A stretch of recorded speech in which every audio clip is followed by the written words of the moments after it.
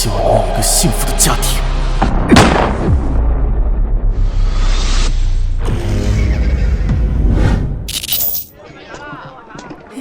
冰糖葫芦。哦，我要吃冰糖葫芦。来一串冰糖葫芦，多谢。喏。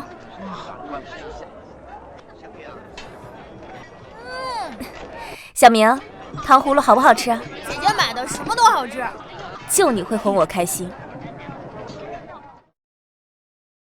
没想到我临死前许的愿望居然真的实现了，这一次我一定会守护好家人的。死人了！死人了！死人了！怎么了？哎，等等，哪里死人了？没事啊。对啊。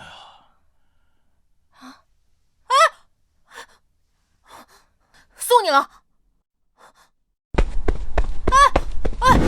等等！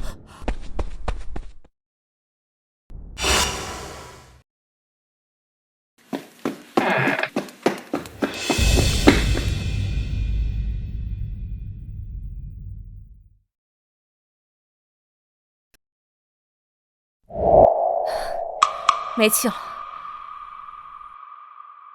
小明，你待在这里不要乱动，也别让旁人进来，我去报案。姐，你小心点，说不定犯人还在周围呢。好，我知道了，你自己多加小心。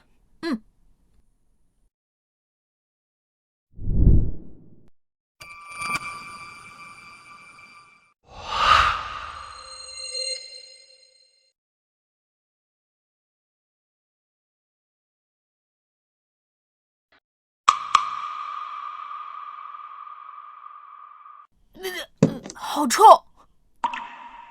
等等，气味怎么有点熟悉？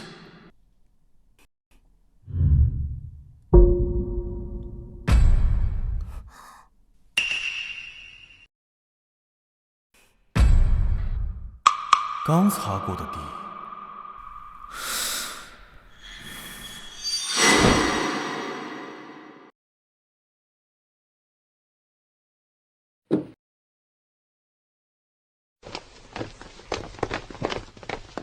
多头就在里面。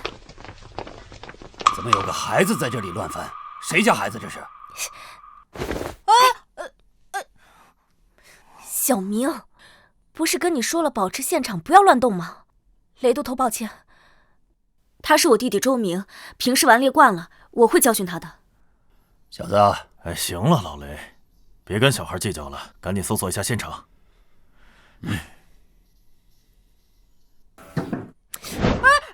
别打姐，我也是想帮你破案的。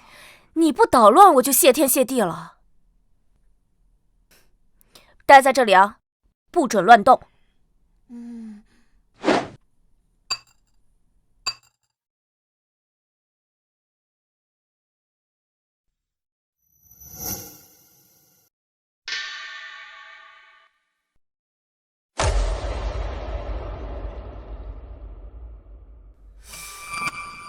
督头，死者身份已经确认，原是宜春楼的红官，名为晚霞。死者自己暂前赎了身，并落户于此，死亡时间大约在酉时以后。脖颈有很深的淤痕，但并未发现其他致命伤。老李，我大致都查了一下，死者的钱财尽失，许是歹人入室劫掠杀人。啊？什么劫掠杀人啊？这不明显是熟人作案吗？又是你！熟人作案，去叫街坊打听一下，死者生前的熟人都有谁？是。阿弟，休得胡言，赶紧回家，莫要添乱了。唐姐，我说的都是实话，你拧我干嘛？你叫阿明对吧？啊，我听你姐提起过你，刚才你说是熟人作案，是不是之前有什么发现呢？一个小屁孩说的话你也信？集思广益嘛，姑且听之，说说无妨。这很简单，首先我检查过死者，他口鼻上有余温，关节灵活，说明死亡时间不长。此时初冬，小雪已至，尸体只需1个时辰就会冰凉，因此可以确定他的死亡时间大致在酉10至酉13刻之间。屋内钱财被抢，却无打斗痕迹，尸体更无移动痕迹，说明死者是在床边毫无防备时被勒死，这符合熟人作案的特点。你可曾告诉过他死者断气时间呢？雷督导，小人勘验过后，就只跟您说过呀。等等，屋里没有任何的打斗痕迹，也有可能是凶手突然袭击。死者是一名女子，她可能来不及反抗，就被别人从背后控制。你如此武断地推出他是熟人作案，小子，别不懂装懂，满嘴胡言。你说的也是一种可能，但很明显你忽略了一个最关键的地方，那里是死者平日里藏钱的一处隐蔽之所。我也是察觉到那里的布块被人动过才发现的。请问，死者至今气绝不足1个时辰，假如是劫掠杀人，他怎么可能会在这么短的时间之内这么精确地找到藏钱的位置？我检查过其他地方，均未被动。假如凶手真是在寻找时瞎猫碰死耗子，恰好发现，那么多少也会动些其他的布块。由此可见，凶手早就知道那里藏了钱，而这等隐秘地方，一般熟人也不会知晓，必是极为亲密之人才行。哼，以上，雷都头还有什么问题吗？黄口小儿，信口雌黄，凭一处佐证就敢下判断啊！破案岂是如此儿戏之事？哎呀，老雷，你和一个小孩计较什么呀？督头，那3名与死者交往密切之人已经带到，带进来。是，带进来。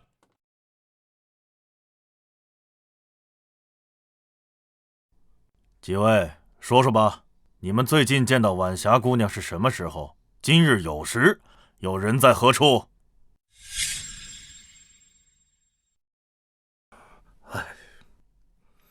小生与晚霞姑娘，乃是宜春楼的旧相识，我俩情投意合，常常吟诗作赋。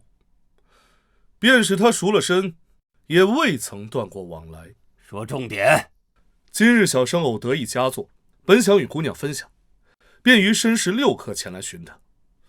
只是她言身体不适，留我喝杯茶，便请我走了，之后再未见过。酉10左右，我也回到家中读书，左邻右舍皆可作证。你呢？你们该不会是怀疑我杀了他吧？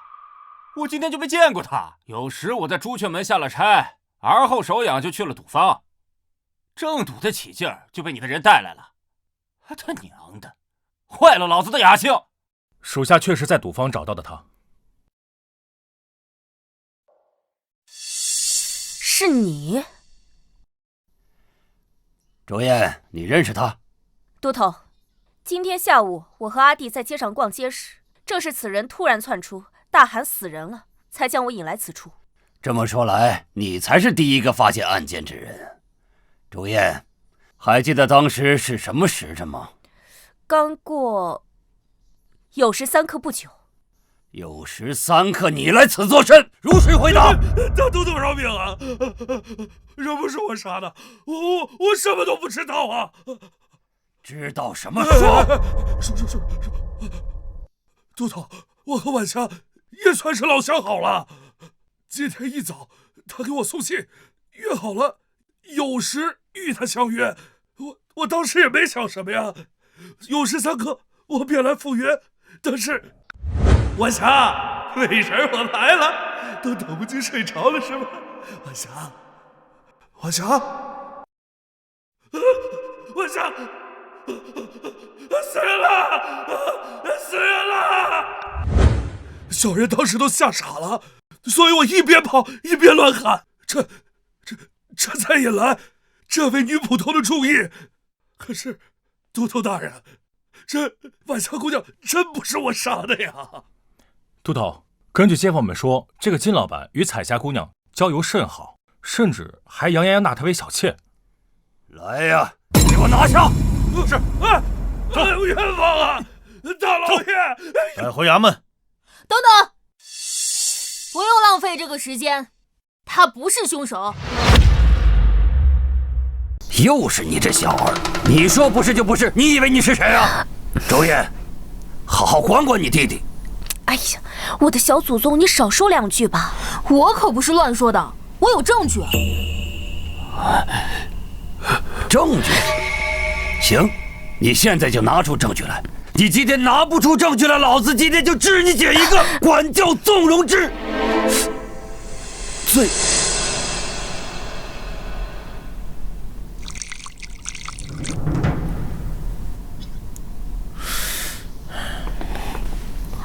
别紧张，先喝口茶压压惊。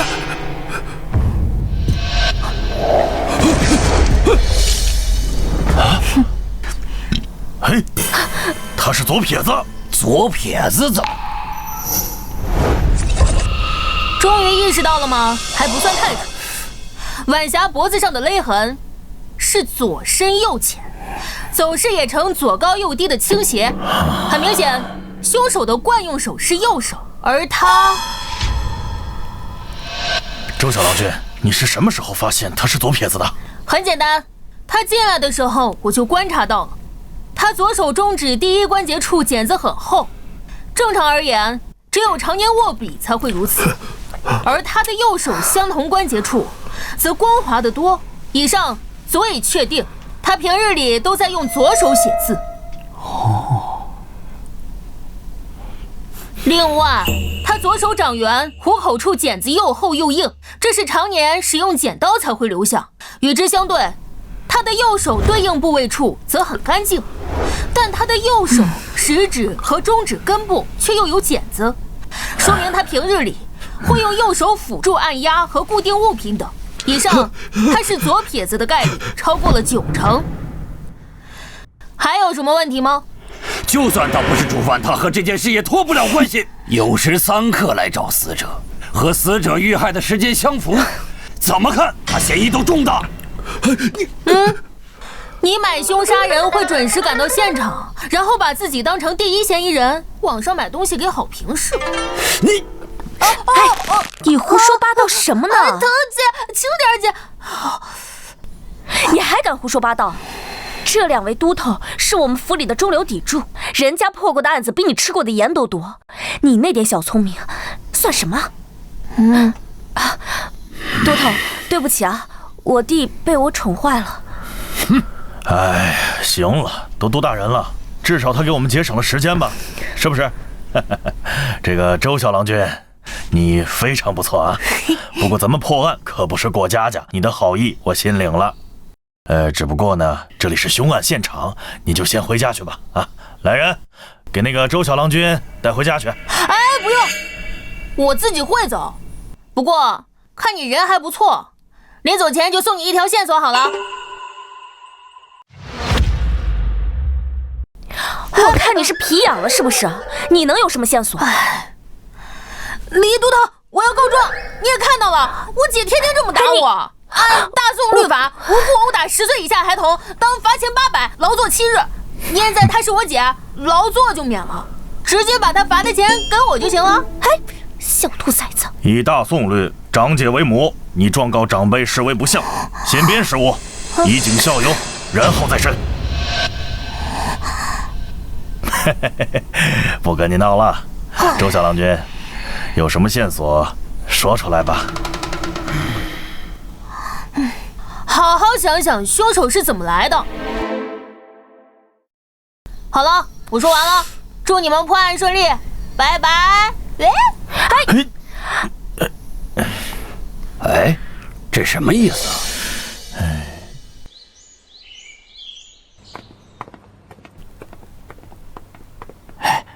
周小郎君，这里就是你姐的宫厅，她正与2个都头上眼界，你稍等片刻。多谢老伯。哎，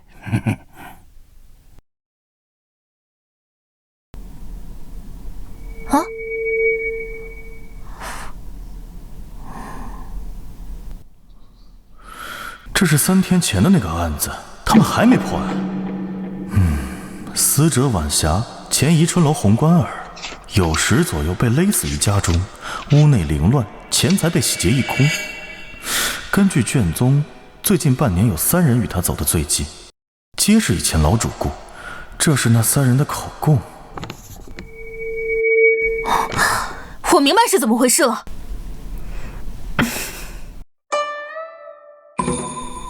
小明，你怎么在这儿？小明，你怎么在这儿？姐，你还记得我这个没饿死的弟弟啊？我还以为你把我忘了呢。那不是府里最近太忙了吗？再说了，我不是给你留了米面吗？你觉得我会做饭？我下次注意。等等，你是不是翻看我卷宗了？臭小子，欠打是不是啊？哎呀，姐，我这不是看你3天没回来，怕你太累，想帮你破案吗？再说了，以前爹在的时候，他也经常拿卷宗回来看，我也没少偷看。那能一样吗？以前爹娘在的时候，凡事都有他们顶着。现在你不捣乱，我就谢天谢地了。哎呀，姐，知道这案子压力大，所以特意来帮你。离破案期限还有2天，没问题。你怎么知道府尹限定的期限啊？哎，简单，平日里命案虽重，却不会让捕快有家不能回。这次反常，压力定来自上官。我听闻，这任汴京府尹已任职5年，却一直未得升迁。加上半月前吏部侍郎告老还乡，他一定会生出想法。这个时候汴京府里发生命案，你说他急不急？至于5天，是我猜的。阿明，我发现你真的不一样了。我这是3年不明，1鸣惊人。说你胖，你还喘上了？那你这么厉害，你知道凶手是谁吗？哼，我当然知道。周燕，你让人找我们来说案情有新进展了，是怎么回事？关于这一点，还是让我来解释吧。周明，你怎么在这儿啊？我弟弟是来看我的。看你就看你，扯什么破案呢？这案子我已经破了。什么？可当真？不是，你真信这一个9岁小孩说的胡话呀？府尹大人给我们的时间就剩2天了，这个时候听听小郎君说什么也无妨嘛。咱们都破不了的案子，凭这小屁孩？我本来就是来帮我姐的，你们爱信不信。哼，小年纪口气还不小，我还就不信了。我们这些老吏破不了的案，你能破？那要是我真破了呢？真破了，老子随你处置。好啊，那你敢不敢和我打个赌？怕你不是好汉。哎，老雷，你和一个小孩，你赌什么赌？你别拉我，今天非杀下他的气焰不可。赌注是什么？要是我赢了，你从今往后在府衙里见到我姐就得客客气气的，她说什么你就听什么，不许犟嘴。我输了当你儿子都行。你输了呢？我怎么可能会输啊？小兔崽子你！好，我要是输了，我姐随你处置，这总行了吧？一言为定。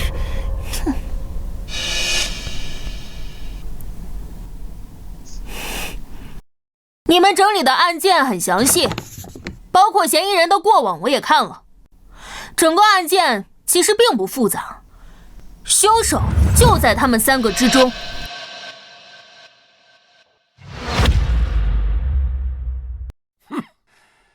我还以为能有什么高论。我们自然知道他们3个人的嫌疑最大，但孙茂才和于成山2个人在案发时，一个人在家读书，一个人在赌坊豪赌，皆有人证。至于嫌疑最大的金世昌，之前不是被你亲自排除了嫌疑吗？你们的断案思路错了。我那天说死者丢了不该丢的隐秘之财，你们愣是一个字都没听进去。什么意思啊？死者当天在家里等人。不是，谁告诉你的？很简单的推理，他的房间那天特意打扫过，桌子上放了一碗刚喝完的残羹，茶壶里的茶叶也是新的，这一切都说明他在等人，而这个人必然与他非常熟。这一点我们当然知道，只是始终没有找到那个人而已。当然不止这些，我说过他丢了不该丢的钱财。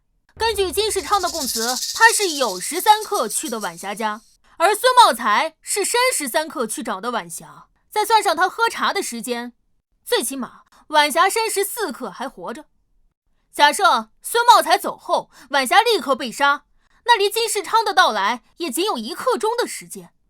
我之前就说了，能知道他那么隐秘藏钱地方的人，必然是极为亲近之人。而在这半年里，和死者走得最近的，只有他们3人，所以凶手必为他们3者之一。都是屁话，绕了半天不还是绕回去了吗？你倒是说是谁呀？既然你们那么想知道，那我就告诉你们，凶手就是他。凶手就是他。哼，一派胡言。当日他的行踪清清楚楚，他在朱雀门当差，交差便是酉时，然后他去了鸿运赌坊，离朱雀门3刻钟的路程。我们问过赌场的老板，他到赌场时刚好酉时3刻，根本就没有作案时间嘛。难不成他是非去杀人的？我当然不会凭空污蔑他。鸿运赌场位于西城，距离死者家不到5条街的距离。正常而言，他只需要挤出不到1刻钟的时间，就能完成杀人，之后再堂而皇之地赶去赌坊。朱雀门到赌坊需要3刻钟，那是对常人而言。实际上在汴京有一条路，只需要2刻钟不到的时间便能赶到，只是那条路正常无法使用。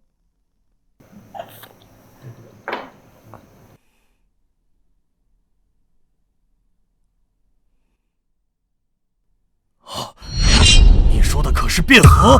不错，正常穿街过巷当然费时费力，不过走水路那就大不一样。而恰巧汴河是一条南北走势的河，只需要走水路就能刚好节省1刻钟的时间。这只是你的臆断，根本就没有证据。况且汴河只有在漕运时允许行船，现在如何能行走？谁告诉你他坐船了呢？汴河的水流并不湍急，如今虽是初冬，却未上冻，只需小心潜水就能掩人耳目。因此他到达死者家中的时候，必然全身湿透。我检查过案发现场，椅子上有潮湿的痕迹，地面上也刚刚被擦过，想必就是为了遮蔽滴落在地上的水渍。还有凶手和死者的关系，死者家中必然有凶手的备用衣物，所以他必然是蓄谋已久。到达死者家中的时候，没有任何犹豫，勒死对方，然后处理掉水渍，换上备用的衣物，赶去赌坊。前后时间正好对应，刚刚好把他摘了出去。你的这个想法太异想天开了。我问你啊，既然你说晚霞专门在家里等他，为什么又要让人请金世昌有事过去？谁告诉你金世昌是晚霞请的？于成山早就知道金世昌与晚霞的关系，于是他就想嫁祸栽赃。根据金世昌的供词，晚霞并不是当面邀请了他，而是一封有晚霞笔记的信送到了他的布庄。很明显他被骗了。于成山在确认好作案时间，并邀请金世昌赶去晚霞家，而他到达的时候正好撞上刚死不久的晚霞，再加上2人本就有私情，到时候有嘴也说不清，案子一下就变成铁案。唉，可惜啊。于成山平日里并没有接触过他，不知道他是左撇子，要不然呢，这案子都已经结了3天，我姐也不用跟着你们在这受罪。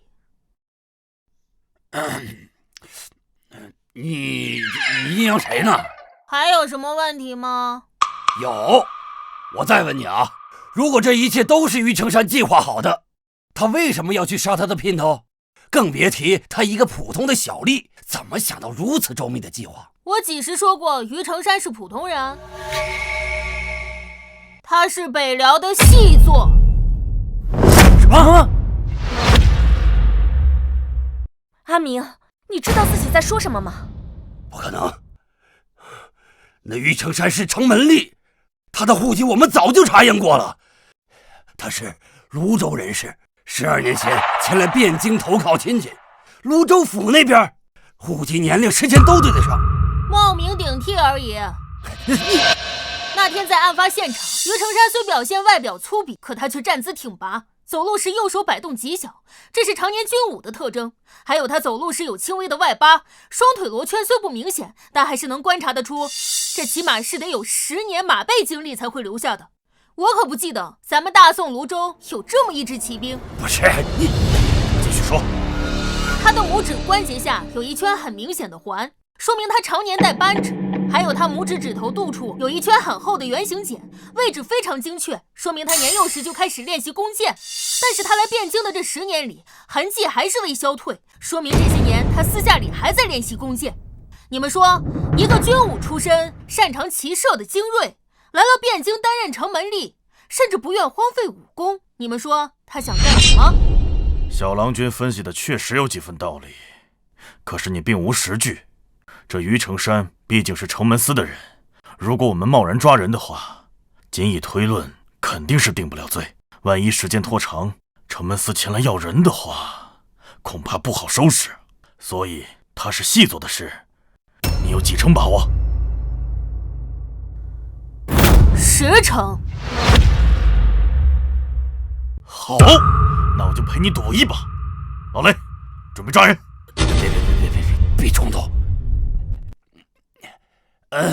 小子，你分析的头头是道，但是有没有点那个实质性的证据啊？我们这样空口白牙的去抓人，事后要是有什么事儿的话，你姐也脱不了责任。我有2个实质性的证据。有证据你不早说？你给我机会说了吗？不是你，好，现在能说了吧？破案之道，万变不离其宗。想要定案，无非就是需要人证和物证罢了。这个案子想要人证，几乎是不可能了。但是物证，那就大不一样。你有物证？我们先简单回顾一下这个案子。3日前，于成山与晚霞约好见面。酉时，于成山交了朱雀门的差，利用汴河的暗流，在酉时1刻至酉时3刻之间赶去了晚霞家中。怎么弄成这样啊？快进来，喝杯热茶暖暖身子。之后，于成山被引到了屋内，坐在了椅子上，留下了水迹。于成山并没有多待，因为他知道金世昌可能随时都会来到。我去给你拿干衣服去。所以他就趁着晚霞帮他拿衣服的时间里勒死了他。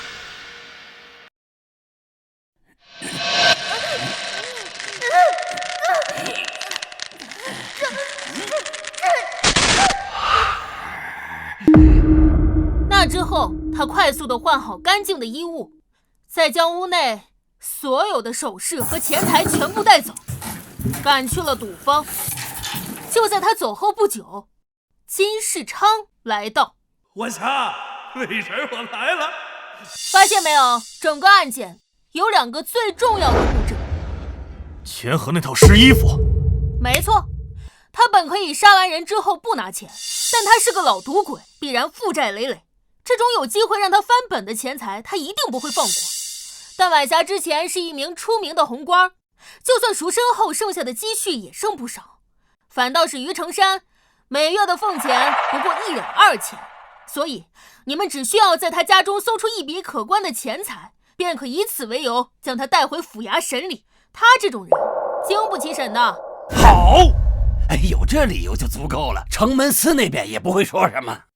只是那套衣服怎么成为证据？已经过去3天了，恐怕他早已经处理了。就算是咱们找着那套衣服，万一他到时候要是不认呢？只要你们把我带去，我会让他承认的。啊？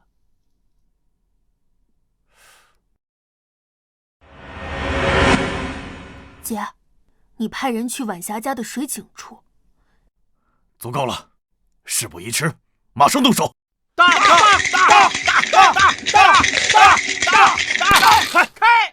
！18点爆的，我又赢了！宇哥，你今晚这手气真棒啊！嘿嘿，还行。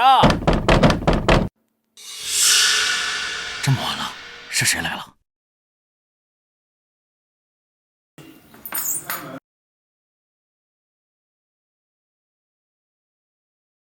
谁啊？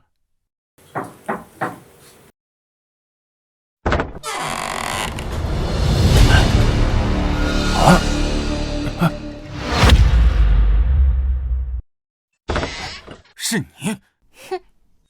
别动，把刀交出来！于兄，怎么回事？汴京府办案，统统别动！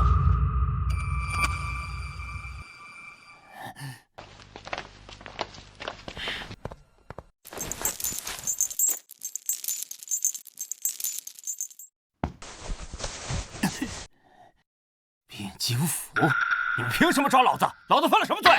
老实点，我们怀疑你就是3天前杀害晚霞的凶手。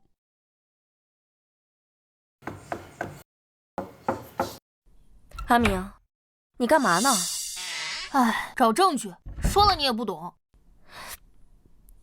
臭小子！你们到底要干什么呀？3天前那婊子死和我有什么关系啊？我都告诉你们了，下了差之后我直接去的赌坊，哪有时间去杀他？没错，于兄在我们城门司任职10年，他什么人我们最清楚。你们汴京府的案子破不了，就栽赃到我们城门司头上，还要不要脸啊？闭嘴！我们来抓他，自然是有证据的。证据在哪儿呢？倒是拿出来啊！我告诉你们，老子虽只是个城吏，但这些年认识的人脉也不少。今天要拿不出证据，我跟你们没完！都头，找到了。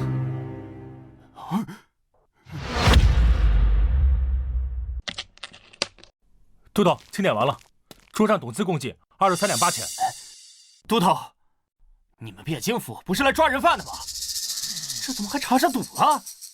我们4个人总不至于连这20几两银子都没有吧？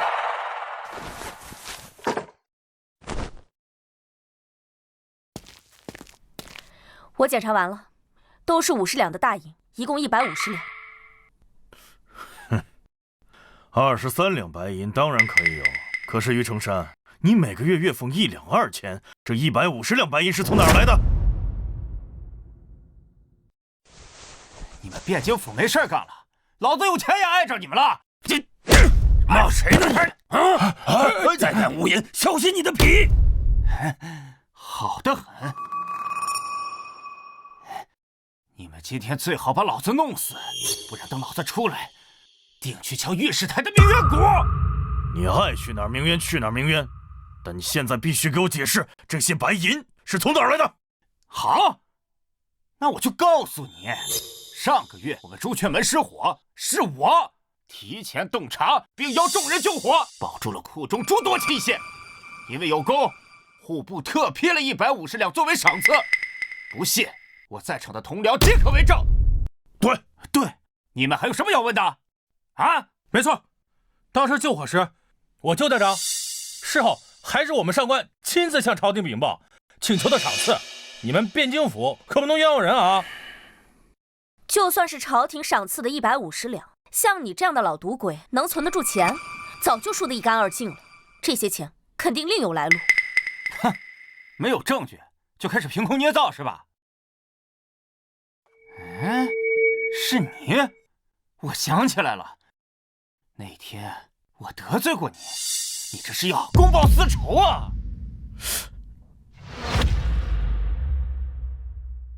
你胡说八道什么呢？你少装蒜！那天晚上在朱雀门，你背着你弟弟求我开门，你敢说不是你？小叶，怎么回事？都头，是1个月前，我弟弟突然落水，晚上便发了高热。你也知道，我只有这一个弟弟，于是我便背着他去医馆求医，但他实在病得太严重，内城的医馆已经无能为力，只有外城的薛神医擅长此症。君爷，求求你让我们过去吧，我弟弟快撑不住了。宵禁之时，非有皇城司守御，任何人不得同行。我乃汴京府左军巡捕，并非带人。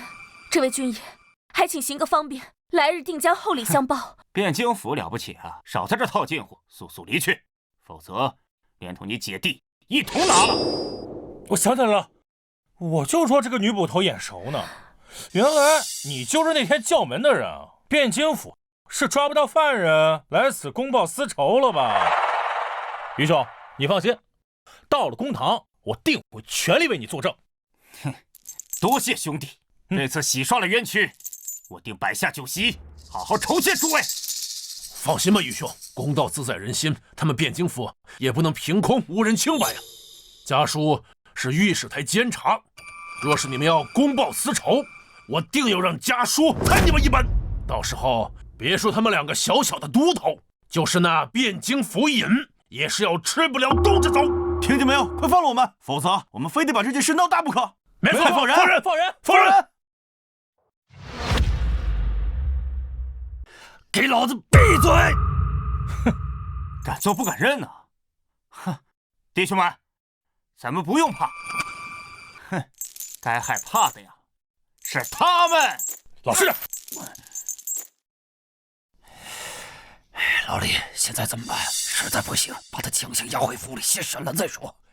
只要撬开他的嘴，这事就好办了。撬不开怎么办啊？这里是京城，有多少双眼睛盯着我们这个案件？我们一旦出了差池的话，受罚的可不只是我们2个。这也不行，那也不行，现在怎么办？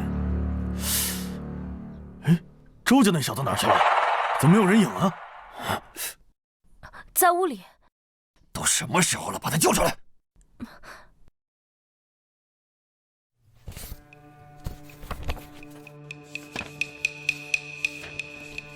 小明，快出来，雷都头找你呢。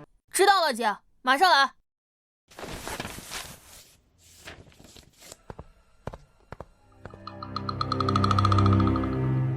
他马上就来。大半夜的吵吵嚷嚷的干什么呢？不知道宵禁吗？刑部的王恒，他怎么来了？王都司，在下汴京府李文广，今日在此捉拿嫌犯，稍后便回府衙。哦，原来是汴京府的同僚在此办案啊，失礼了啊！不知是何案件，竟要深夜拿人呢？王都司，救命啊！救命啊！小人是冤枉的。汴京府破不了案，就要拿我顶罪，他们根本就没有证据。你一定要为小人做主啊！没有证据。2位都头，怎么回事？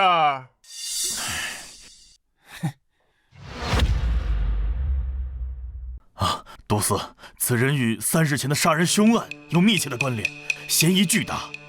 只要让我们带回去审理的话，自然就会水落石出。带回审理？这么说，你们是真没有证据？王都司，这是我汴京府的案子，似乎与你刑部无关吧？放肆！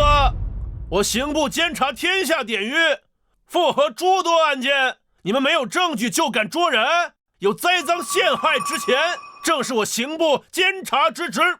今日你们若拿不出铁证，休想把人带走。都司英明，你们听见没有？要是拿不出证据，就赶紧把我放了，否则王都司在此，定治你们一个滥用职权、栽赃诬陷之罪。周捕头，那东西已经捞上来了，果然在死者家井里。谁栽赃诬陷了？好啊，差点把你给忘了。都司，就是这女捕头陷害我。那天晚上，她要出城去，我为与她方便，她便怀恨在心，蓄意报复。啊，女巡捕倒是很少见呐。听闻过世的前任大理寺卿家有一千金，不爱红妆，爱武装，整天嚷嚷要当什么神捕，便是你吧？要我说呀，这破案捉贼乃是男人干的事儿，你一个女孩子家的，断什么案子啊？不如在家多学学女德，免得日后啊找不到一个好夫家。我寻不寻得到好夫家，就不劳都司费心了吧？但断案之事不分男女，我没诬告，他就是凶手。都司，您都看见了吧？这都到这个时候了，还这么气焰嚣张，简直是无法无天！您可要为小人做主啊！口说无凭，既是断案，便要拿出证据。若拿不出，就休怪我明日将此事禀告上书，治你们一个诬告辱人之罪。要证据是吗？好，我便给你证据。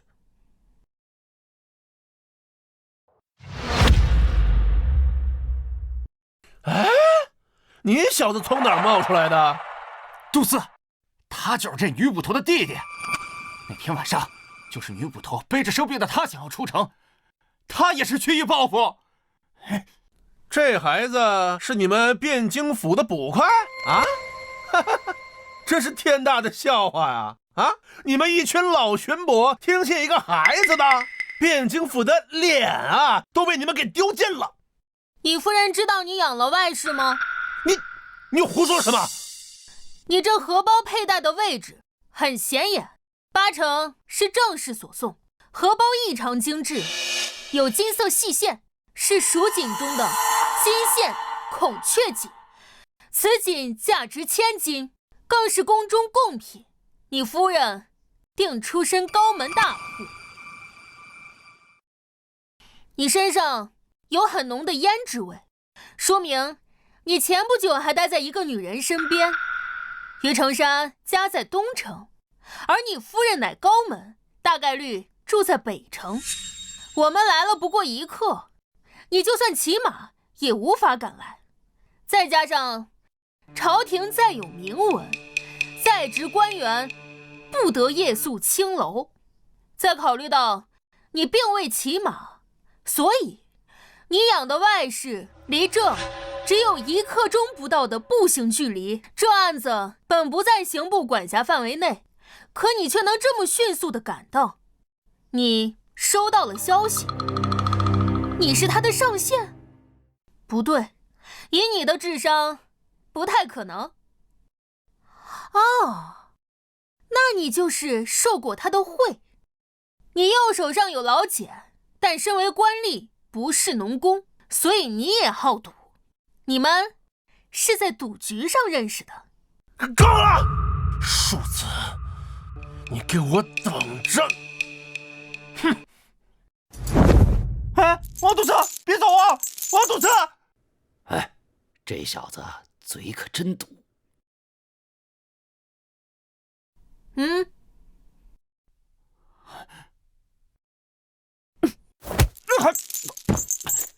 都到这份上了，咱们就开门见山。你自己认罪，咱们大家都省事。之后再主动供出上线，我们算你戴罪立功，说不定还能保你一命。如何？你都知道什么呀？你说呢？老子没罪，你让老子认什么？唉，看来你是不见棺材不落泪。姐，给他证据。好嘞。认识吗？这不可能！你们怎么找到的？若要人不知，除非己莫为。你们3个认识这套衣服吗？这不是于兄3天前穿的衣服吗？对呀，这件衣服见他穿过不少次，怎么成这样了？没错，我3天前和他一起执勤，我也有印象。你还有何话说？周小郎君，我老雷是真佩服你啊！这物证都能被你找着，这衣服在哪儿找的？怎么还是湿的？很简单，他没有时间处理这套衣服。当初他时间太紧，又要赶去赌场，营造自己不在场证明，而晚霞家离赌坊还有一定的距离。他若直接拿走湿衣服，但凡路上被人看见，就会有风险。而发生命案后，衙役将会仔细搜查周边，他若直接在屋子周围处理掉，也不保险。所以他最好的选择只剩一个。那口水井。不错，就是晚霞院中那口水井。我从案发当天就注意到他院中那口井。当初我意识到他是怎么杀人时，我就在想，这么短的时间，他应该怎么处理掉那套湿衣服？晚霞家离赌坊虽近，却也有几条街的距离。他若直接带走，但凡被人看见，就有隐患；而他如果随意扔在周围，待汴京府搜寻时，也极有可能会找到。哪怕是扔回汴河，也有被人打捞的风险。综上，他最好也是最安全的方法，就是把这套衣服绑在石头上，丢到那口井里。案发离现在仅3天，衙役一直在现场盯着，他根本就没有时间打捞和处理掉那套湿衣服。所以想明白这一点之后，在来之前我就让我姐派人去那口井里打捞。姐，你派人去查一下晚霞家那口水井。结果果然不出我所料。来人，带走！我与晚霞早就相识，做暗地里的夫妻也有些年份了。那天，也就是我杀他的前一日，我与往常一般去他家私会。小宝贝，几天没见，想死我了。哎，干嘛呀？大白天的，让人看见怎么办呀？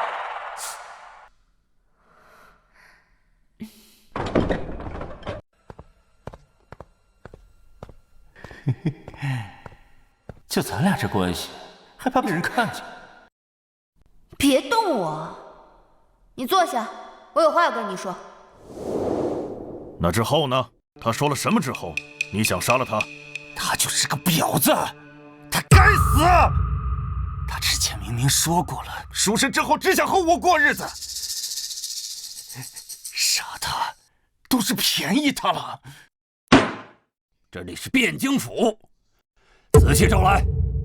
好，我说，有什么话不能到床上说去啊？我不想再这个样子了。你什么意思？一尺布庄的金老板答应娶我过门，日子我们也已经谈好了，今儿咱们就把话说清楚，分了吧。金老板，一尺布庄的金世昌。你不是说赎身之后和所有人都断了联系，只与我做一对恩爱夫妻吗？我不这么说的话，你能对我死心塌地的？恩爱夫妻，那些骗人的鬼话你还真信？再说了，我跟了你3年，我提过多少次成亲之事，你可曾答应过我？我那是有不得已的苦衷。罢了，若你心意已决，那就随你吧。等等，你还想就这么一走了之？那你还想怎么样？这3年，你吃老娘的，喝老娘的，甚至连你的赌债都是老娘帮你还的。既然现在咱们要两清，你把这么多年我在你身上花的钱，你全部还给我，300两，1文都不能少。你是说他勒索你？对，人们都说无情戏子无义。哼，以前我还不相信，现在不得不信了。继续说。你疯了！我到哪去给你弄300两？那我不管，我警告你，你要是还不了我的话，我就上你们城门司去闹，闹得人尽皆知。到时候你城门立的位置也别想保住。你想干什么？300两不是小数目，我需要时间。这样，明日有时我下车以后过来，到时候把钱交给你。一言为定。那明天我在这儿等你。300两银子对我而言根本无法凑齐，我回家之后难以入眠，最终只能行凶杀人。第2天是你假借晚霞的名义邀请的金世昌，意图嫁祸。是。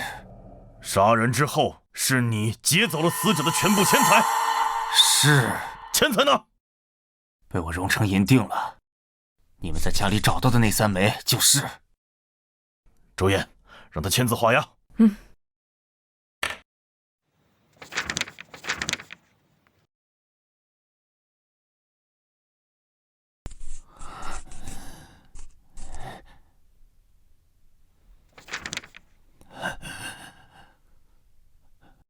终于结束了。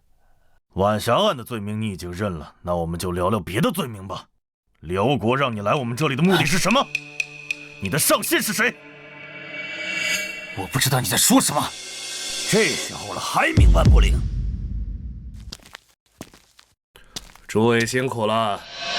本官听说你们连夜抓住了3日前命案的真凶，特来一看，没有打扰到各位吧？他是谁啊？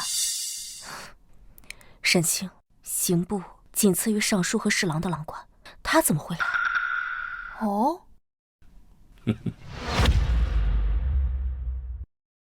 见过郎中，免礼。本官不请自来，诸位不必拘谨。他就是凶犯，可曾认罪？已经签字画押了。大人可否要看一下？周燕。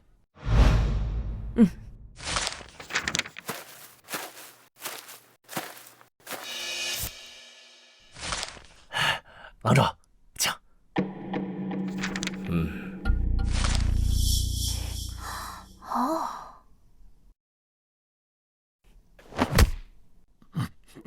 干嘛？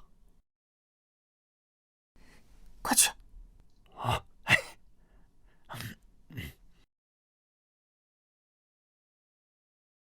啊，这小子怎么还在这儿呢？李都头，你们汴京府难道离了孩童就不会办案了吗？怎么回事？郎中，之前就是这小子在办案现场胡言乱语，干扰下官与李都头等人办案。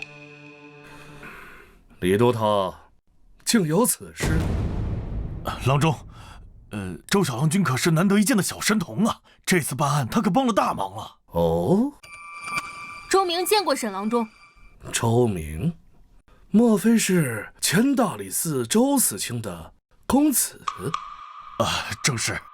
周燕呢是他的姐姐，现在在汴京府担任巡捕。这次呢，周小郎君也是帮他姐姐办案，虽有逾矩，但也情有可原。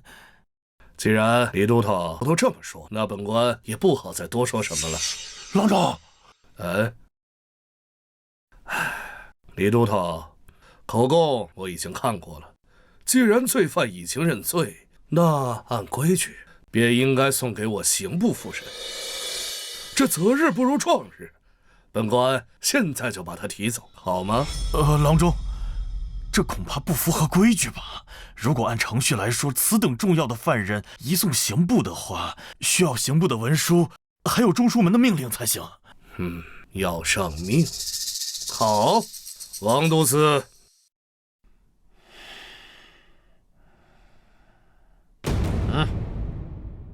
这是刑部文书，中书门下的命令，看清楚，人我可就带走了。王都司，把人带走。等等，你们不能带走他。为何？他是辽国细作，悬案未结，依宋律，当由汴京府审讯到底。辽国细作，可有证据？尚在审理当中。那就是没有证据。这捕风捉影的事，可做不得准呐。还是把人交给我们刑部吧。王都司，带人走。我说了，你们今天带不走他。李都头，你们汴京府就由着是一个孩童胡闹吗？周小郎君，你看这人不能给他。好得很呐。李都头，这刑部和中书门下的文书我已经给你。之前我顾及你们汴京府的面子，一忍再忍。若这孩子还是不知好歹，阻扰公务，休怪本官翻脸无情了。是谁将沈兄气成这样啊？陆兄，些许小事，没想到把陆兄也惊扰来了，罪过罪过。沈兄此言差矣啊，公事无小事，还是与沈兄交接好。李都头，如今什么情况了？啊，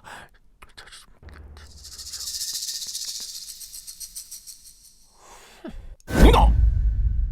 既然有中书门下和刑部文书，为何不让他们提人？大人，不是我等刻意阻扰，是周小郎君言于承山他是辽国的细作，姿势体大，我等不敢轻放啊。还周小郎君，哼，一个9岁娃娃的话你们也信？真是滑天下之大稽！冤枉啊！冤枉啊！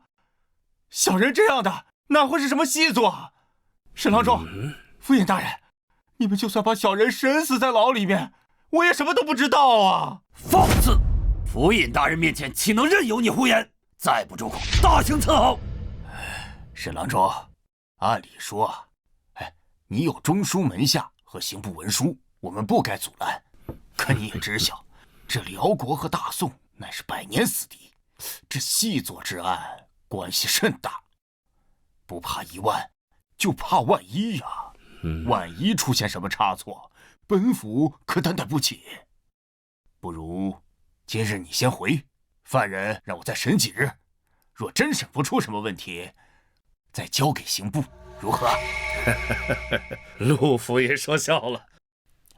这中书门下和刑部的文书俱在，我若是这么回去，他也不好交代呀。自不会给沈兄带来麻烦。3日如何？汴京府再审3日，即刻送往刑部。太久了，就今晚。用不了这么久。让我来审，我现在就能让他招供。笑话，黄口小儿也会断案？陆府尹，你们汴京府该不会连办案的本事都没有吧？我们汴京府人才济济，何须外人？李都头，雷都头，你们立刻审案，务必以最快时间审出结果。是。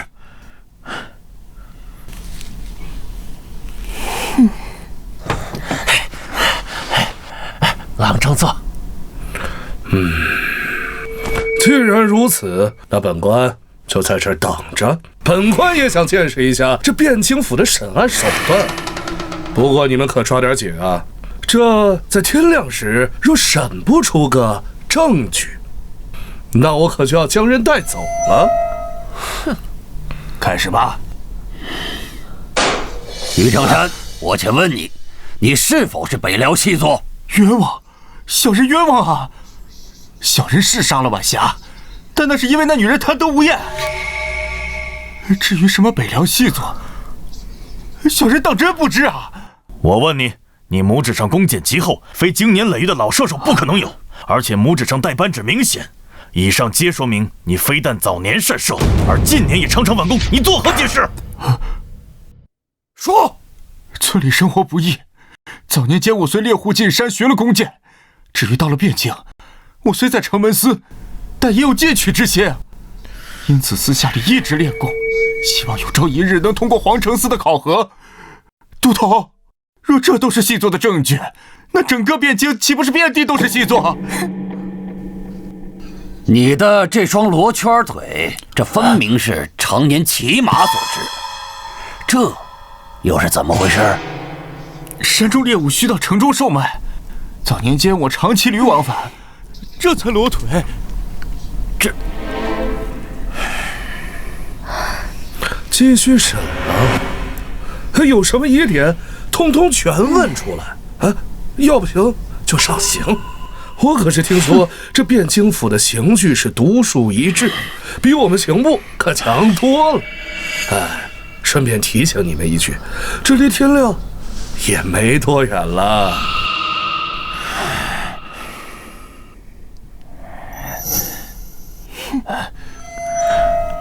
周小郎君，干什么？小郎君真能让这厮认罪吗？你不信，瞎问什么？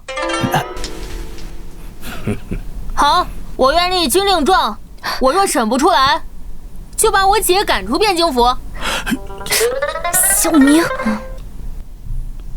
行吧。那倒不必。我说完了，该你了。我？对啊，我若审不出来，甘愿受罚。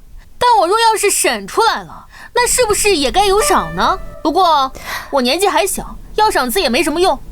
如果我审出来了，就直接把功劳算在我姐头上。好，既然你那么有信心，那我们就一言为定。陆兄，你不会真的相信这孩子能审出什么来吧？沈郎中此言差矣。自古以来，年少成名者不在少数。甘罗12拜相，项佗7岁为圣人师，曹冲6岁称相，便是本朝亦有燕相14高中。我观周小郎君亦有此相。人皆言陆府爷豁达从容，今夜深谈，才发现这陆府爷也深谙自我安慰之道。夜深了，陆兄回家的时候要好好补觉，兴许梦中能和甘罗项佗一见。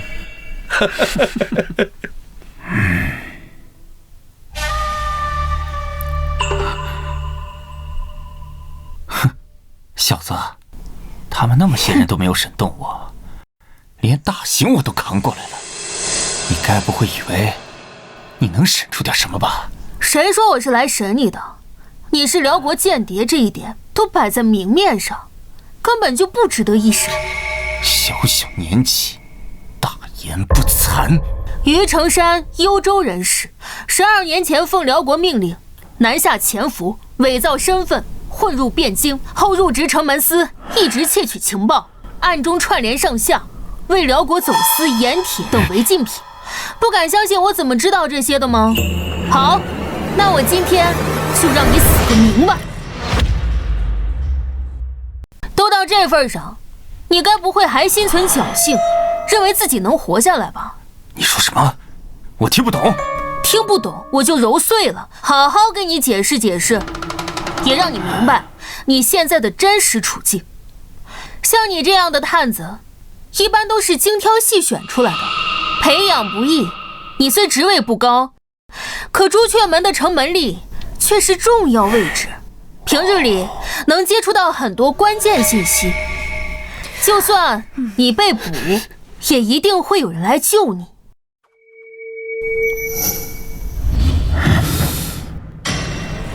你看我干什么？我又没说你，你紧张个什么劲儿？这也是为什么你之前晚霞案的时候那么轻易的就承认自己杀了晚霞的原因，因为你知道这只是一桩简单的杀人案，并且死者还只是一名被赎了身的贱妻，按宋律无论如何判不了你死罪。再加上你身份特殊，只要细作身份没有暴露，这案子对你的上限来说不值一提，甚至还有100种方法给你减轻罪名。你说对吧，沈郎中？小子，你少在这血口喷人，我根本就不认识他。污蔑朝廷4品大员，你知道是什么罪吗？沈郎中别激动，我知道你不是他的上司，你只不过是也盯上了吏部侍郎的位置而已，并且收到了中书门下的命令，前来与陆府尹抢功罢了。陆兄，你不要听那个庶子胡说，我绝无此意啊。我刚才说的只是你的重要性。沈郎中和王恒他们的确是来了，但是是不是来救你就是两说了。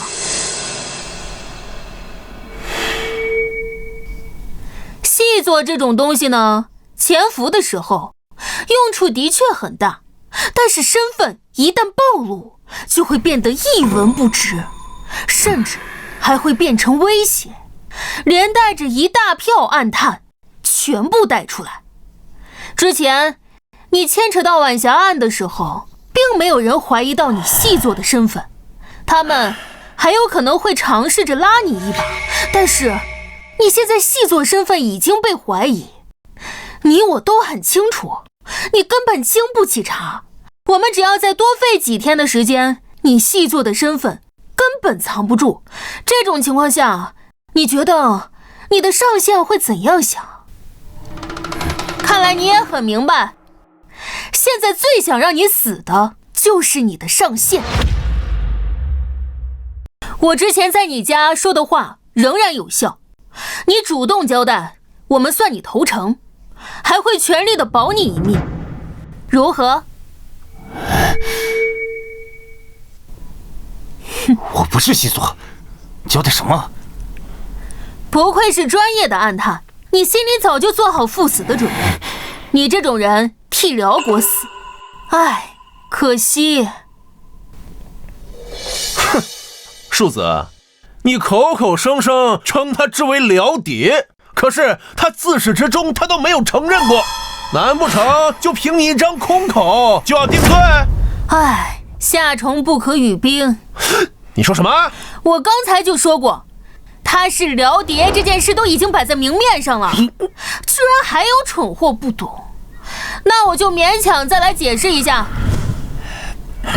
首先，第一点，他的身份户籍是伪造的，他是燕云16州的幽州人士，不是泸州人。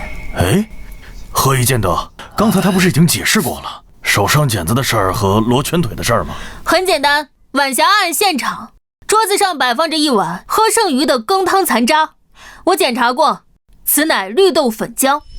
绿豆粉浆是幽州的一种特色小吃，口感怪异，汴京极少有人会喝。大家都知道晚霞当天等的人是他，请问一个从小生活在泸州后来迁居到汴京的人，怎么会喜欢喝口感怪异的幽州小食呢？这是其一。至于其二嘛，认识吗？只不过是一块普通的石头，有什么稀奇的？这是眼石，莫非就是用来做泸州端砚的眼石？不错，泸州端砚名扬天下，而在汴京，这种石头却不多见。但是在泸州本地，却到处都是卖这种石头的商铺与小贩。奇怪，你一个泸州籍人士，竟不认识这种有名的家乡特产。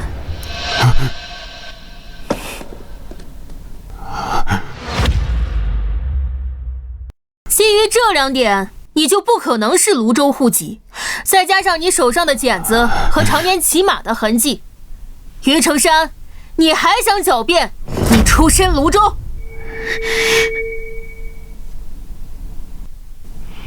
我承认，我在籍贯上撒了谎，但我不是细作，我是幽云的汉人，只是受不了辽人的压迫，这才难逃，但又怕引起宋人的怀疑，这才伪造了户籍。但我真的不是细作呀！你不觉得你说的话很可笑吗？伪造户籍，在大宋伪造户籍，特别是迁到汴京来的户籍，你知道有多难吗？上上下下要打点多少关系，经过多少衙门，就凭你一个逃难来的普通人？我不是细作，我什么都不知道。夫人，到现在这小子还冥顽不灵，动大刑吧。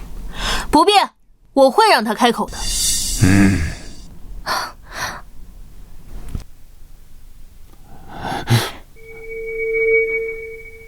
你想干什么？我想干什么？我想救你，蠢货！我说你替那些辽人去死，不值得。你以为我是在安慰你？我是真这么想的。你是幽州汉人，这些年一定不好过吧？幽云16州是我汉故地，被北辽霸占了近100年，他们从不把你当同胞，他们欺压你，奴役你，无论你们多努力，多么拼命，都始终不可能真正的融入他们。为了这些辽人去死，你真的甘心吗？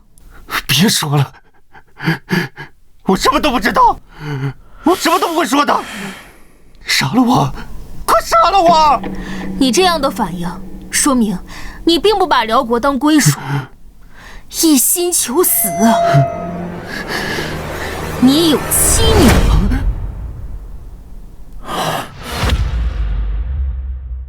你都知道什么了？我知道的很多，多得超乎你的想象。认识这个吗？哪来的？怎么会在你手上？还给我！我从你屋里找到的，在你枕头底下。是你女儿送给你的？这福袋的用料并不好，只有中间用了红布，说明你家里并不殷实。这福袋里面放了5根桃木，是用来祈福转运的。福袋有好几处磨损，里面的木头也已经腐烂了，这说明有些年头了，并且被你常年握在手中。能让你这么思念的人，8成是你最亲近的人，要么是你的妻子，要么就是你的女儿。这福袋的做工并不好，很明显是初学者，是你妻子的可能不大，所以是你女儿在你临来之前专门为你准备的。哎呦，刚学女红的年纪，6、7岁，那可真美好呀。12年，你有多少年没见过他们了？要是他们还活着，也到该嫁人的年纪了。你说什么？哦，原来你还不知道他们已经死了呢。胡说八道！黄口小儿，信口雌黄，我杀了你！他们活着，他们活得好好的，派我来之前，他们偏偏答应我。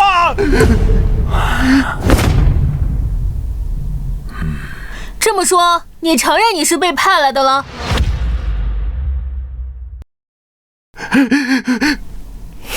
他们还活着，一定还活着，对吧？你都已经知道答案了，又何必来问我？你比我更清楚那群辽人的德行。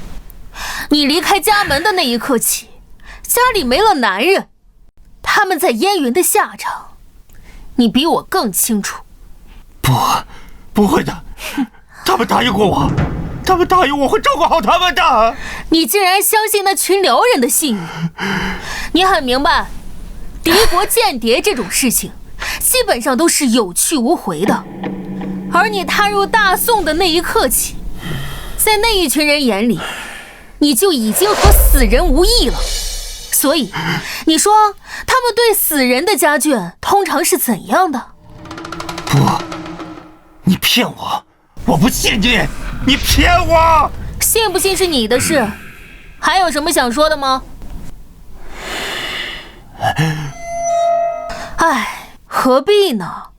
现在你细作的身份已经坐实了，就算死撑着不交代，那无非也就是让我们汴京府多费些功夫罢了。听我一句劝，那后面的刑具可就不是靠意志就能熬过来的了。你现在主动交代，我还能请府尹保你一命。于成山，你若现在供出其他暗探，本官保证定留你一条性命。这可是你逼我的。于成山，我告诉你一个秘密，其实你在大宋还有一个孩子。这样，我们做个交易，你主动供出上线，我就告诉你那个孩子的下落。我不信你，你先告诉我。好，但你要保证，我说了之后，你要主动交代你知道的一切。好。之前的晚霞案，你说谎了不是吗？这种9真1假的谎言最难揭穿。你当时说晚霞威胁你拿出300两银子，不然就天天去找你闹。但事实上，以你的手段，怎么可能会把一个娼妓的这点威胁放在心上？所以，他必然是拿捏到了你的痛处。他发现了你细作的身份。你这些都知道？这世间的秘密最难瞒的就是枕边人。我检查过晚霞的住处，还仔细看过汴京府的卷宗，晚霞的住处有许多与男人共同生活的痕迹，而那个男人，毫无疑问就是你。凭什么？那个婊子情人那么多，留宿的不知道有多少，你凭什么就断定是我？你错了，他只有你一个男人。不可能！不敢相信吗？也正常，我知道的时候也震惊了好久，但事实就是这样。根据汴京府对街坊和金世昌以及孙茂才的口供，自从他赎了身之后，这3年来在他家留宿过的只有你一个人，其他人哪怕是孙茂才和金世昌，他都保持着一定的距离。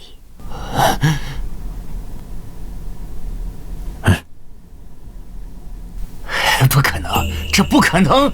你在骗我！那你知道她怀孕了吗？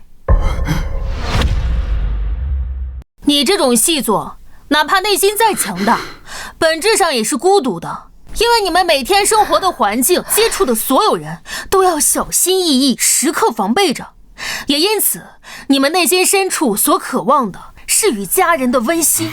根据你之前的口供，这3年里，你对他多少也是有感情的，他也是的。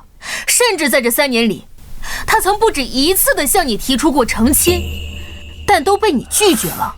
他本来已经想放弃了，但直到发现怀了你的孩子，后面的事，你比我更清楚。不可能！他说那些绝情的话，还逼我拿出300两银子，还说要嫁给金世昌。还说要跟我断绝关系。他找你要钱，是因为你又拒绝了他。他怀了你的孩子，若不找你要钱，怎样抚养腹中的孩子长大？金世昌确实向他提出过成亲，但根据他的口供，他亲口拒绝了他。他做的这一切，都是因为他怀了你的孩子，而你却亲手杀了他。你今晚是夜差，我包了些炊饼，都是你喜欢吃的豆沙馅儿。当家的下差累了吧？来烫烫脚。我呀，还给你温了你最爱喝的烧酒，还给你炒了2个小菜。我或许会骗人，但尸检不会。在案发当天仵作在死者腹中发现了一名胎儿，只有3个月大，是你的孩子。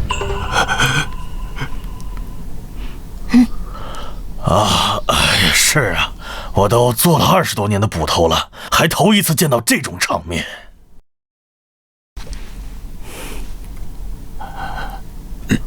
我怎么不知道时间？是，本来我们是不想告诉你的，但是既然都已经说了，不，晚霞，我该死。我都干了什么？我不配活着！杀了我！你们快杀了我！按照之前的约定，该交代了吧？我说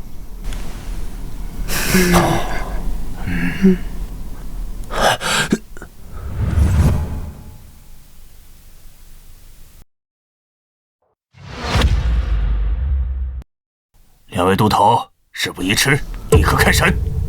是。你既然愿意交代，便从实招来，说你是受何人指派来我大宋，任务为何？你的上线是谁？你们用何种方式取得联系？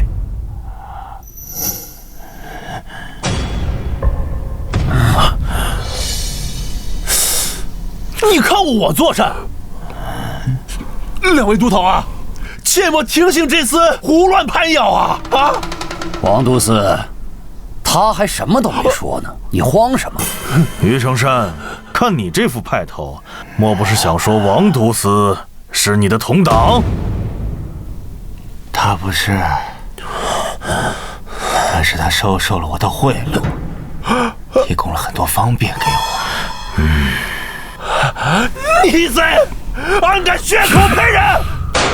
对不住了，王大人。来人，拿下！郎中，郎中，我冤枉啊！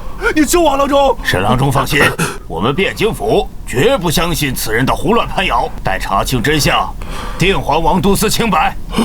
陆府爷，我们后会有期。哼，郎中，我冤枉啊，郎中！继续审。小燕，随我来一趟。哎。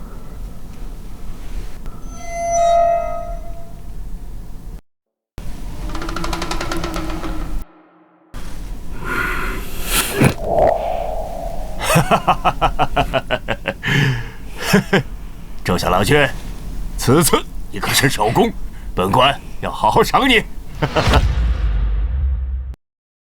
多谢府尹好意，不过我年岁尚小，要赏赐也没什么用。若府尹真想赏，不如赏我姐。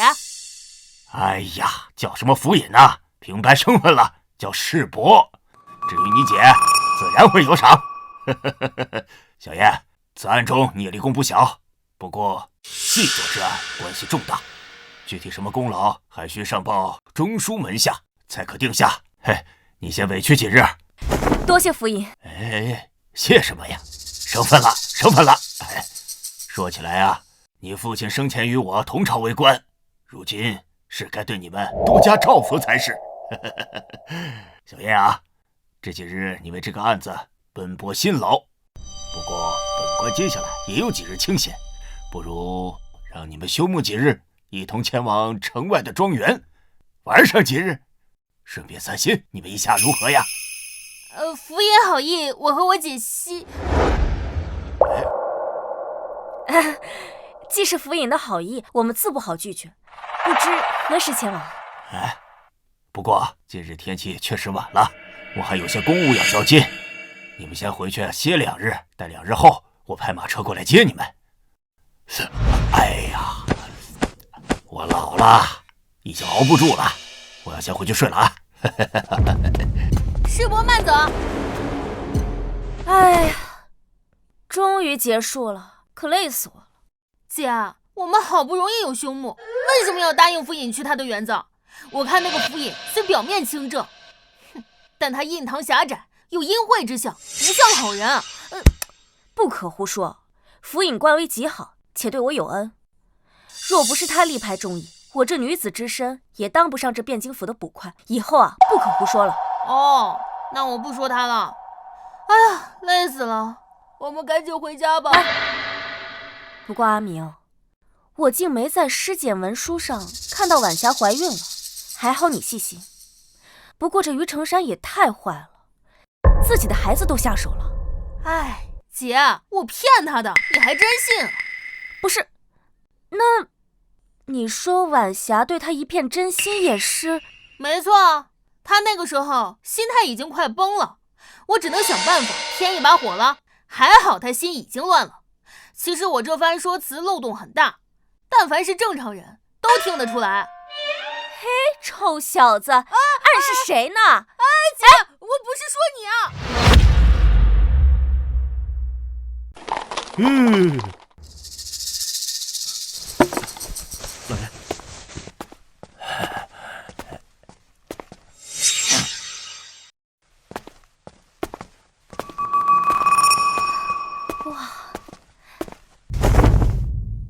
两位贤侄，这位是吴管家，跟了我30多年，对庄内之事了如指掌。今日我有事，就让他带你们先熟悉熟悉庄子。吴管家，这2位贤侄是我的贵客，你先带他们见一见夫人，再好生安排住处。是老爷。阿明，你发现什么了吗？没事，可能是我多心了。2位随我来，请。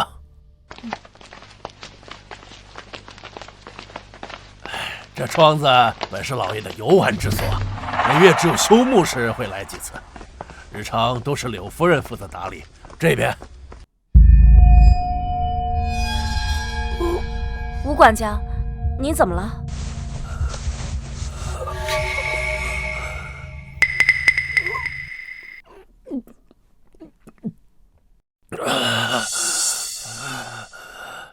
见瞎了，老毛病了。一旦发作，便心慌难耐，双手更是止不住的颤抖。年轻时候还好些，如今越发不受控制了。喝些酒就好了。强，二位强，给我站住！别跑！狗奴才，少爷教训你还多。二少爷，又是谁惹二少爷不快了？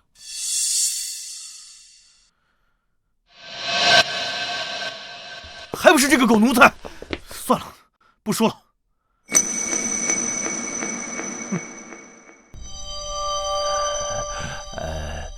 两位莫怪，这二少爷呀，一直是这个脾气，谁也没办法啊。不怪不怪，还是赶紧带我们去见夫人吧。好，来讲。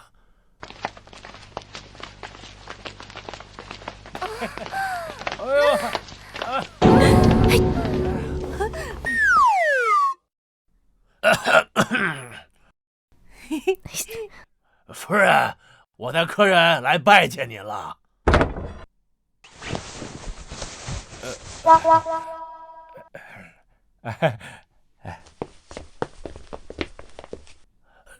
这是曹医师，夫人常年体弱，在府里多是吃他的药调养。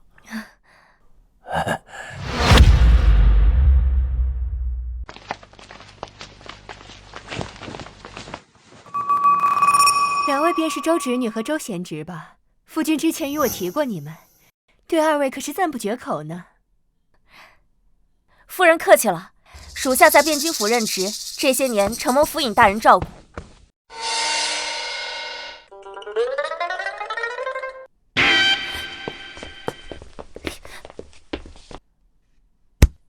不得无礼！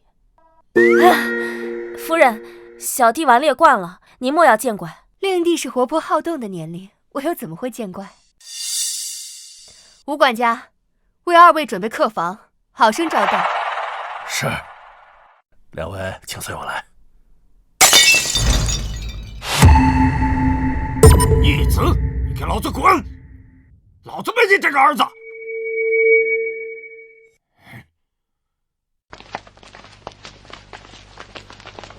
老爷，什么事儿把你气成这样？能有谁？就这个孽障，气死我了！哼！老爷，都是一家人，有啥话慢慢说啊。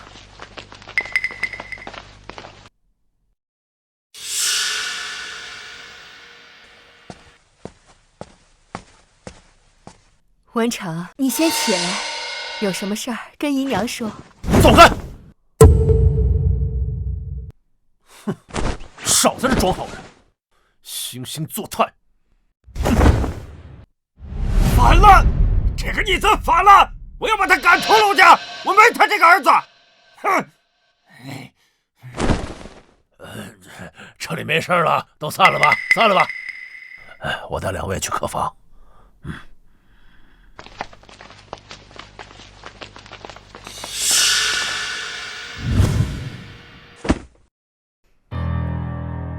阿明，我怎么感觉这趟不该了？我早就说了，不过来都来了，就只能先住几天，只能希望别出什么差池。唉，也只能如此了。周捕头，小郎君，你们在屋里吗？谁啊？是你？有什么事吗？周捕头，小郎君，大少爷想杀了夫人，求你们想想办法吧。什么？哦？你还知道什么？赶紧说出来！姐，别激动，请坐。哦。别紧张，慢慢说。哦，对了，你叫什么？秦柱，你们直接叫我名字就好。看来你也比我姐大不了几岁，我就叫你秦大哥好了。好。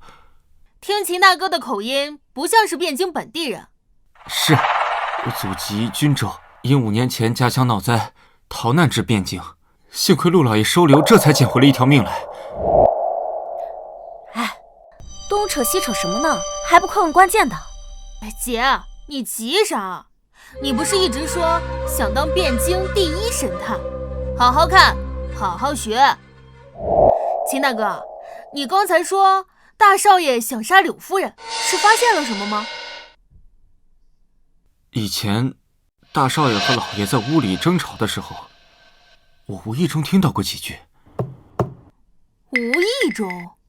是有一次在屋后清扫的时候，二位大概不知道，现在的柳夫人虽名为夫人，实际上却是老爷的侧室，并非大少爷的亲生母亲。大少爷的亲生母亲是汴京霍氏，只不过早早病逝了，因此大少爷虽然是长子，一直不受老爷喜爱。而这些年大少爷科举也屡试不中，因此一直想要老爷手中印官的缺，而老爷只是4品，印官的位置只有1个。二夫人这些年也一直想为二公子讨要，没想到那一日，大少爷和老爷吵得激烈，竟然说出那种话。爹，你难道真要把那印官之位交给那不成器的老二吗？知不知道这样会毁了陆家的？住口！不给他，难道要给你？你看看你，哪有一点兄长的样子？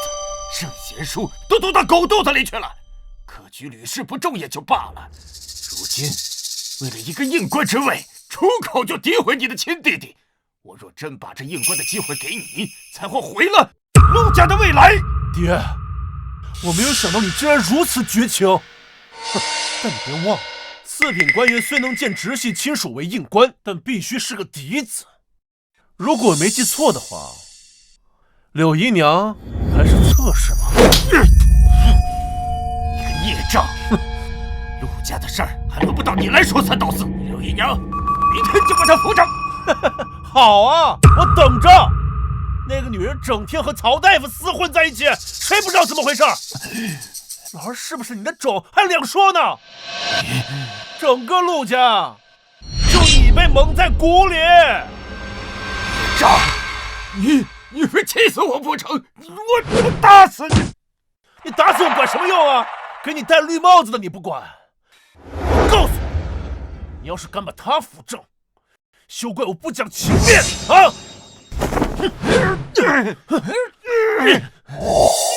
所以你认为不留情面就是下毒手的意思？是的，周小郎君，我来陆家5年，多少了解些内幕。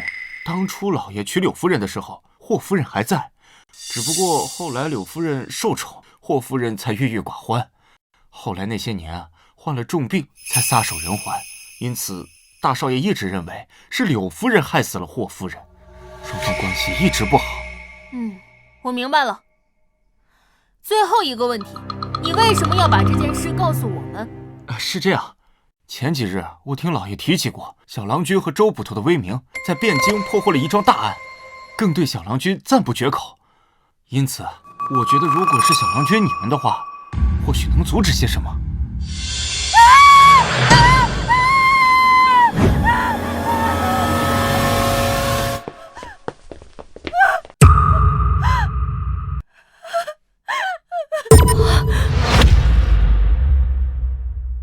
夫爷，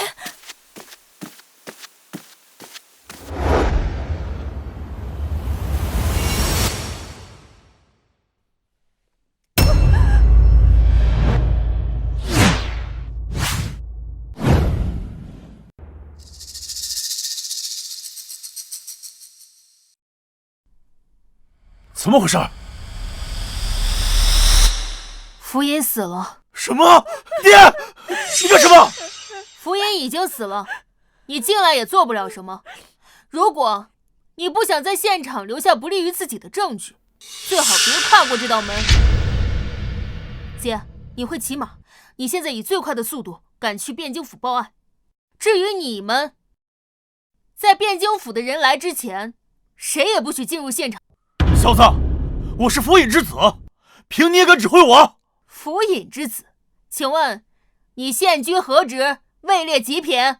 我姐乃府尹生前亲封的汴京府军巡捕。如今这里发生命案，依大宋律，一切都得以我姐为主。你一介白衣，还造反不成？好大的胆子！娘，五儿，一切听周小郎君的。哼！阿明，你保护好现场，我马上找人回来。嗯。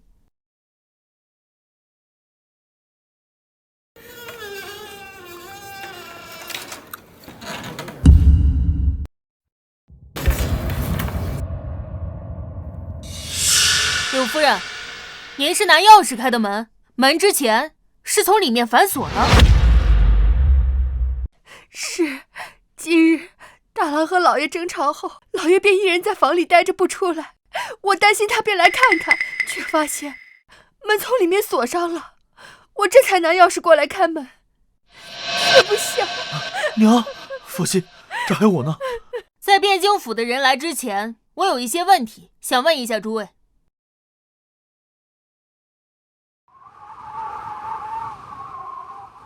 在哪儿？在哪儿？府尹大人在哪儿遇害的？周小郎君，夫人，两位郎君。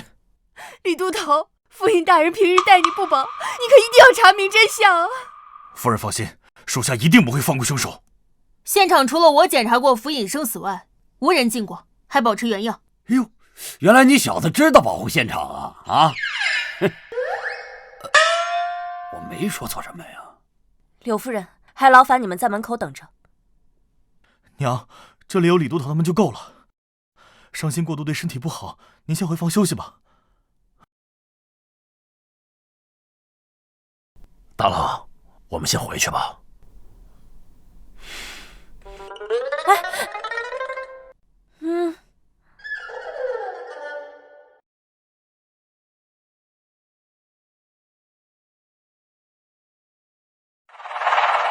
哎，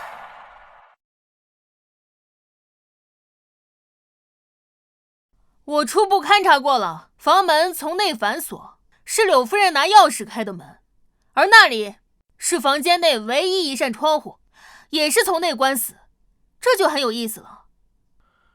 周小郎君的意思是，密室杀人案。密室杀人？什么叫密室杀人？就是一间密闭的屋子内，只有死者一个人的案子。我一般把这种案子统称为密室杀人案。一般来说，各种案件，密室杀人案是最难破的那一类，但也有例外。府尹脖颈处有伤口，极细，交于后颈，是被人勒死的。凶器是一种极细的线。极细的线，那是什么？琴弦、风筝线、弓弦、千锤百炼的铁线，这些都有可能。府尹指尖里有血肉残留，与脖颈上不规则的小伤口对应，应该是他自己用手抠的。是府尹大人被人从后面勒住脖子，试图用手扯开那个线而留下的。看这种情况，府尹应该是坐在这里读书的时候，被人突然从背后勒住了脖子。府尹身体留有余温，说明死亡时间不会太久，可能不超过半个时辰。屋内范围不大，能藏人的地方几乎没有。府尹身后的书架无法藏人，凶手无论是从哪里出来，都无法躲过府尹的视线。又是熟人作案？大概率是的，而且不是简单的熟人作案，凶手就在庄园内。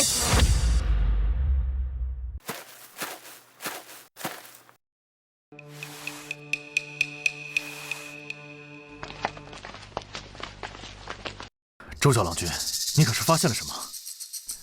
很简单的推理，陆府尹死亡时间太短，庄园又在城外，如今又是大白天，想要行凶就必须得先潜入庄园，之后在极短的时间内逃离。再考虑到是熟人作案的因素，凶手大概率就是庄园内的人。我检查过了，凶手没有留下明显的线索。阿明，平日里府尹待我不薄，如果你发现了什么，一定要早点告诉我们。放心吧，姐，我一定会尽快破案的。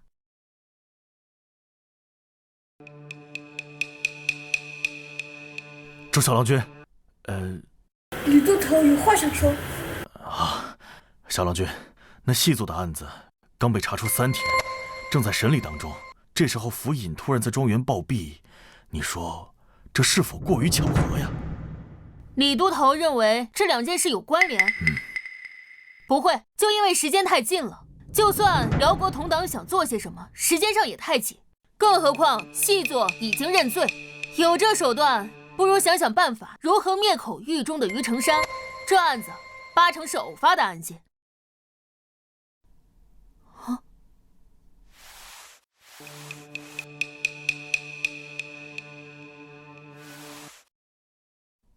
哎，上面有血，是凶手留下的。凶手是杀完人之后从窗子逃走了，可这窗子分明是从内部反锁的呀。原来如此，我明白了。阿明，你是发现什么了吗？是我之前想的太多。哎呀，阿明，你要是发现什么，就赶紧告诉我们呀。我说，这案子其实很简单。刑部沈郎中到。沈星，怎么又是他？哎，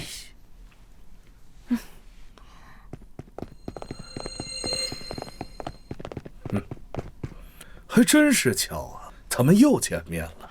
见过沈郎中，不知郎中前来何事？府尹枉死，本官自然是来查案的。沈郎中，这不对吧？府尹之案虽是命官之案，却也是凶案。依属地该由我汴京府负责，待出结果交予刑部复审。沈郎中，如今便来，莫非又有上谕？放肆！本官乃刑部郎中，朝廷正4品官员。你一个连品都没有的都头，竟敢与我这般说话！郎中此言差矣。雷都头虽只是汴京捕吏，但依宋律，汴京境内的命案都由他来负责。沈郎中虽位高，却无权过问此案。难不成沈郎中比宋律更大？在我们大宋境内，自然一切依宋律行事。但你说我无权过问此案，却也不见得。来呀，给这2位都头还有他们姐弟俩看看本官新的任命书。是。中书门下牒，奉敕调刑部4郎中沈星10月初7赴汴京府，任全知汴京府事。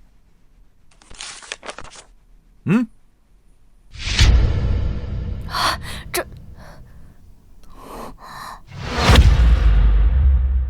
如何？本官是否有权过问此案呢？沈星接任汴京府尹，怎么会有这种事情？不对，你接任汴京府尹，陆府尹怎么办？这还不是多亏了你们办案得力。之前辽国细作一案破得漂亮，朝廷论功行赏，擢升陆府尹接任吏部侍郎，这汴京府尹的位置自然就空了出来。可惜呀，这陆府尹命不好，临上任之前竟出了这档子事儿。哎，这该解释的都解释清楚了，你们还有什么问题吗？既然没有问题了，那都散了吧。这陆府尹的案子无需你们劳心，本官自会另派人调查。姐，你真想自己查清此案？好，我明白了。等等，沈郎中，刚刚中书门下的命令，说是让您10月初7接任汴京府尹之位，不知可对？你想说什么？敢问郎中，今日是10月初几啊？对呀，今儿10月初6。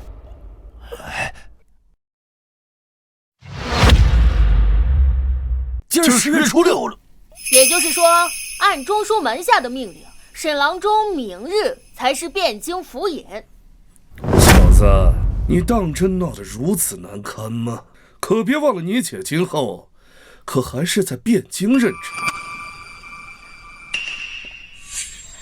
陆府尹与我有恩，今日遇害，若是抓不到真凶，我万难心安，还请郎中成全。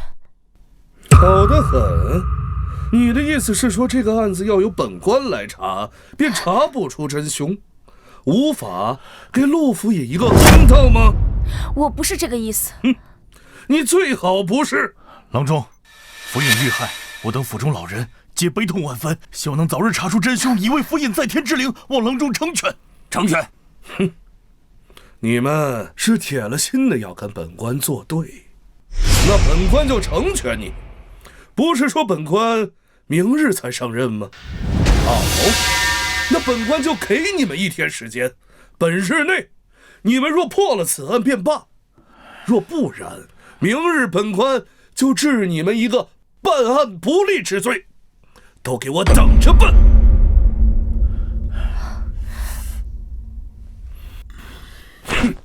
本官就在这儿看着，开始办案吧。阿明，那我们继续。好，姐，我们从刚才发现的继续说。等等，沈郎中，你又有何事啊？本官明日才能到任汴京府，无权过问此案。那这小子是汴京府的人吗？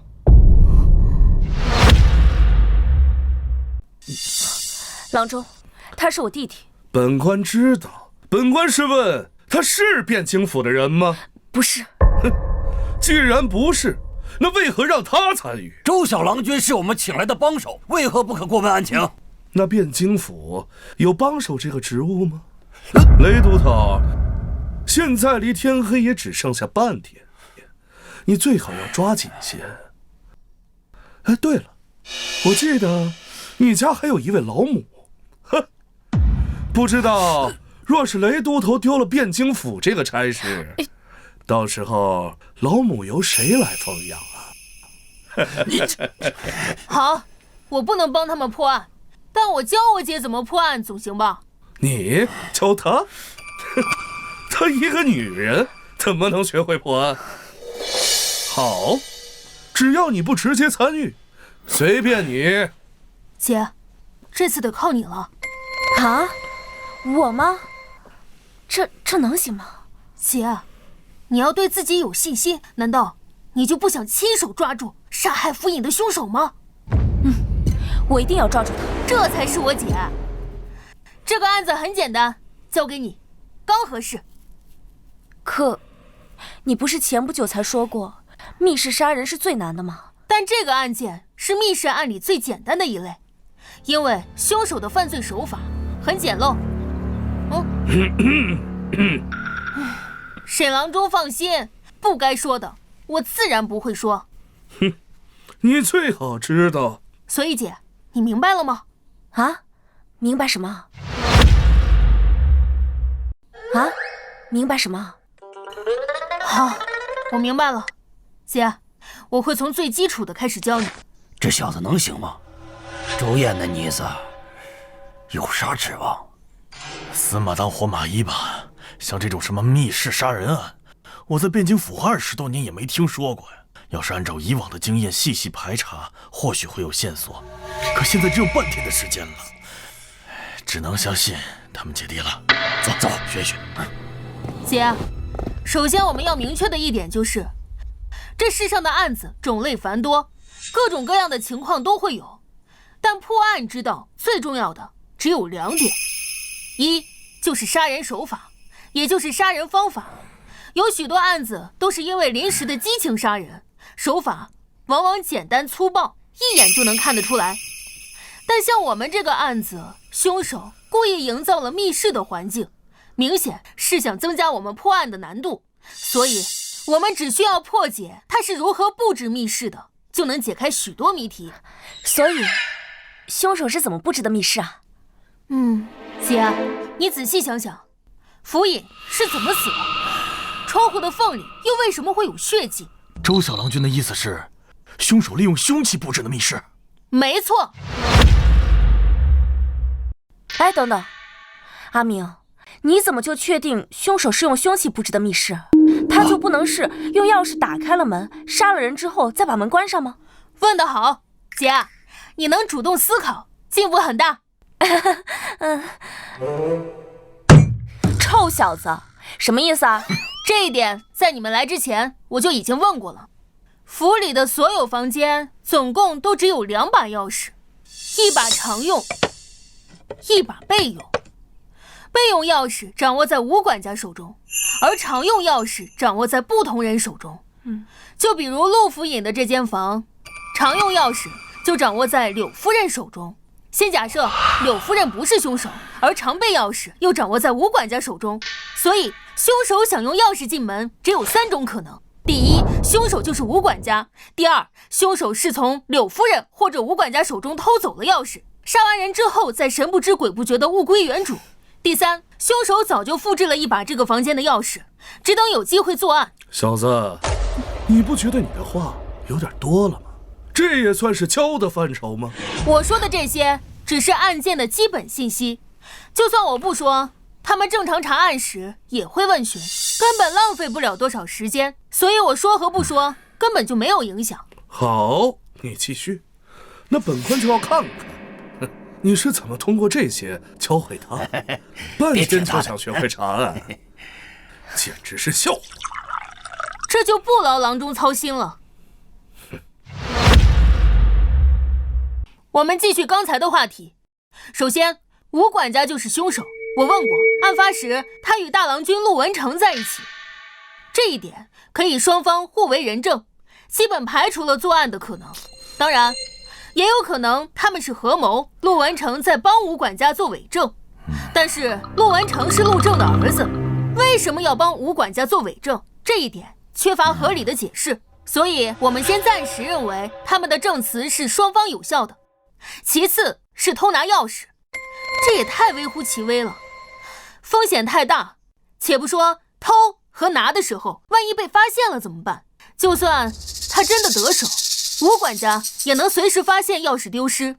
把这一点告诉你们，布置密室就变得毫无意义了。最后的复制钥匙倒是最有可能，但这样一来，新的问题又来了。这里是府尹的庄园，平日里都不会来住，就算来住，也是在柳夫人的房间。但除了柳夫人的房间，府尹也有其他的备用房间，凶手很难确定府尹每一次住在哪里。复制钥匙的意义也不大，除非他能把陆府尹所有房间的钥匙都复制一次。但是他要是有这本事，陆府尹可能早就被杀了，根本等不到今天。难怪你说从一开始就是密室谋杀。哎，你从那时候就想了这么多吗？这只是基本的逻辑而已，不是个人就明白吗？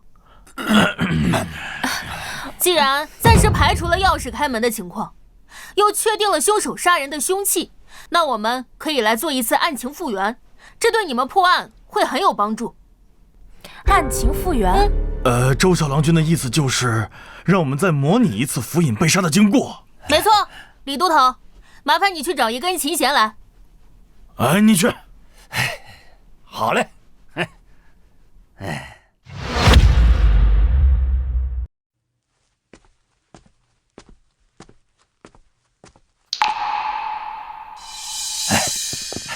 周小郎君，琴弦，给我解吧。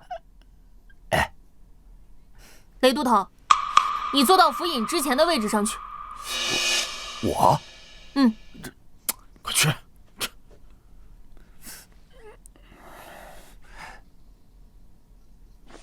给你。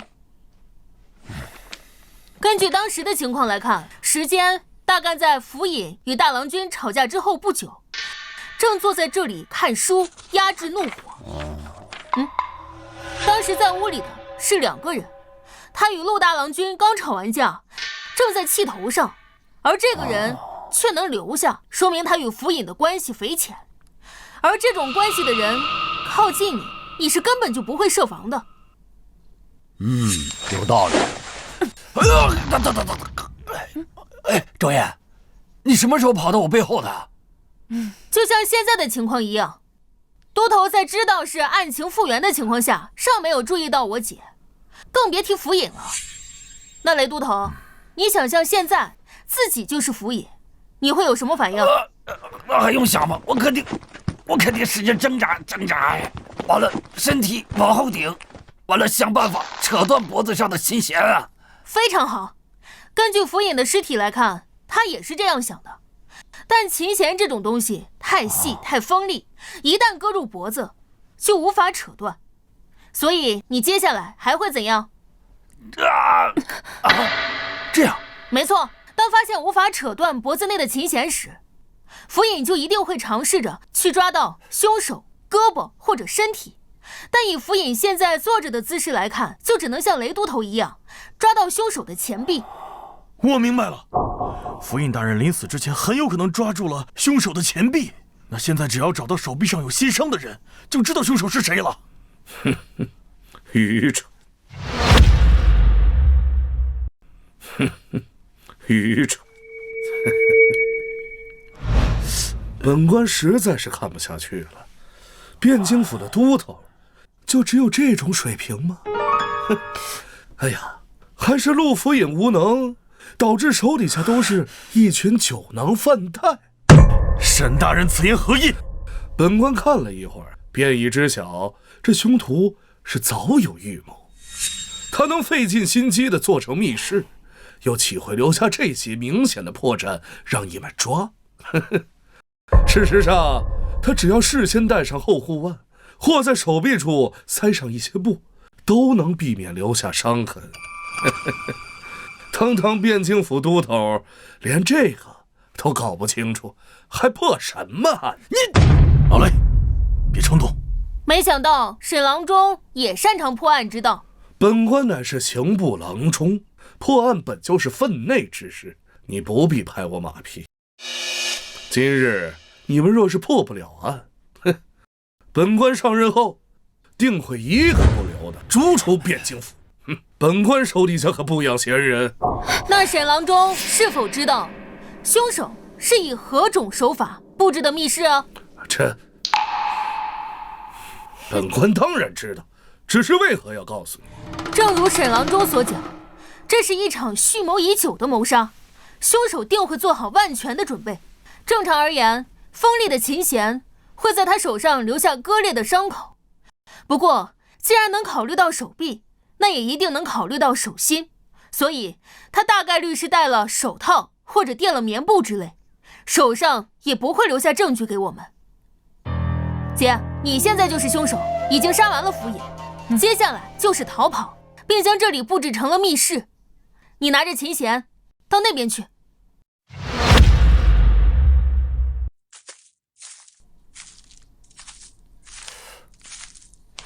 这里吗？好，站在那里别动。接下来我们要复原凶手逃离的方法。等等，沈郎中，你又有何事？这直接说出凶犯逃离的方法，这也叫教？那你想如何？无论是凶犯逃离，还是制作密室的方法，你在以后都不能指点他。好。阿明，没事的姐，我相信你。到了这一步，我解不解释已经没有区别了。你仔细观察，其实答案就在你手中。线索就在我手中。提醒你们一句，离天黑剩下不了几个时辰了。线索就在我手里。福尹是被细线割破了喉咙，那线上一定会有血迹。哦，我明白了。哎，小燕，你明白什么了？都头，我们已经知道福尹是被细线勒死的，凶手杀了人之后，从这个唯一的窗户逃跑出去。可当我们发现时，窗户却是从内部锁死的。那你们有没有想过，为什么窗户缝隙会有血？就算凶器上沾了血，它可以擦掉或者收起来，从窗户逃跑时根本就不会沾上血。对呀，为什么？真实的情况就只有一种，那就是他不得不沾上血。不得不沾上血迹？你的意思是？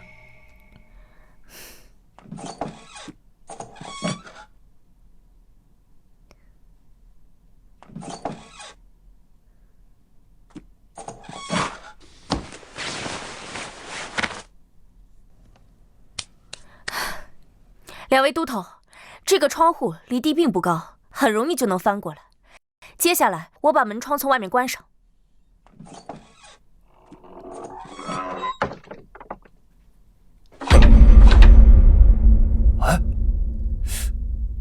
哎，竟然如此简单，这还真被他们解开了。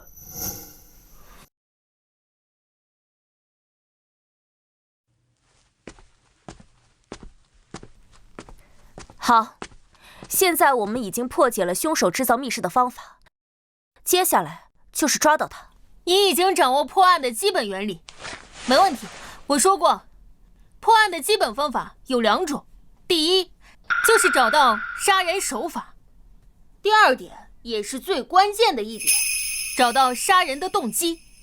这世上的所有案子，说1000道10000，9成9都离不开利、财、情、仇4个字，除了极少数天生以杀人为乐的变态，因为正常人不会毫无缘由的去杀一个与自己毫不相干的人。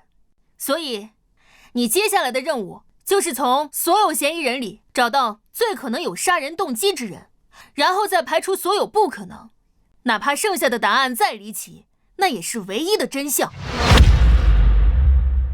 好，我一定会抓住他。不过，具体要怎么做？你们看本官干什么？你们审你们的，与本官何干？其实很简单，我们只需要用到犯罪心理学中的心理画像学就行了。犯罪什么学？什么学？简单来说，就是通过推断凶手的心理特点，然后去掌握他的一些生理特征、生活习性、性格特点等等，这能有效地帮我们减少怀疑的对象，更快地帮我们锁定凶手。都头，你们听懂了吗？周校郎君，有没有更通俗易懂的说法？这个有罪推论就是默认每一位怀疑人都是凶手，以这一点作为前提来审，而一个清白的人被污蔑，多少都会是愤怒，而怒火最容易冲昏头脑。那些平日里再擅长伪装的人，多少也会透露些信息出来。哎呀，周小郎君，嘿嘿，你要早这么说，我们不就明白了吗？是，那不就恐吓和扣罪名吗？还说的那么……我觉得我们说的不是一回事。哎，算了，你们之前都是怎么审的？那简单，先把看着像坏人的抓回去。哎呀，只要没有后台的，那就严刑拷打一番。跟你说，周小郎君，严刑拷打那是有学问的。哼，你打他的时候，犯了事儿跟没犯事儿的人那有很大差别的。嘿嘿。所以啊，你是准备把陆府尹的家眷都带回去拷打一遍？哎，不能够，不能够，嘿嘿，都听你的，都听你的，不说了，不说了。姐，你接下来的任务就是作为主审，将这个庄园里所有有嫌疑的人都叫过来一一审讯。你记住，他们只要进了这个门，你就污蔑他是凶手。顺着这个思路审下去，我们一定会有收获。好，李都头，你负责来当副审。好。雷都头，你负责来记口供。不是，为啥我来记口供？刚才说都听我的，这么快就不作数了？哎，作数，我来记。毕竟这里是案发现场，还是府尹的住处，在这里审不太合适，换一间房间好了。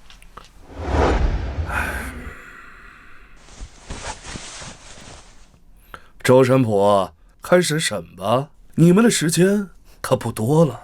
这就不劳郎中费心了。见过沈郎中。都头唤妾身前来，可是有什么线索？夫人莫要紧张，先请坐。我等确实有些线索。可是抓到凶手了。姐，拿出气势，污蔑他就是凶手，先试试他的反应。柳夫人，那我就直说了，我们怀疑你就是凶手。我们怀疑你就是凶手。什么？周捕头，你可莫要开玩笑！我与夫君情投意合，我为何要杀他？别看我说辞。我们能找夫人，自然是有证据。依据夫人的说法，你前来找福尹，结果发现房门被锁，于是拿钥匙开门，突然发现福尹被害，紧接着就发出惊叫声。可经过我们仔细查看房间，屋内唯一的窗户是从里面被锁上，除了这门，没有其他出口。凶手除了有钥匙的你，还能是谁？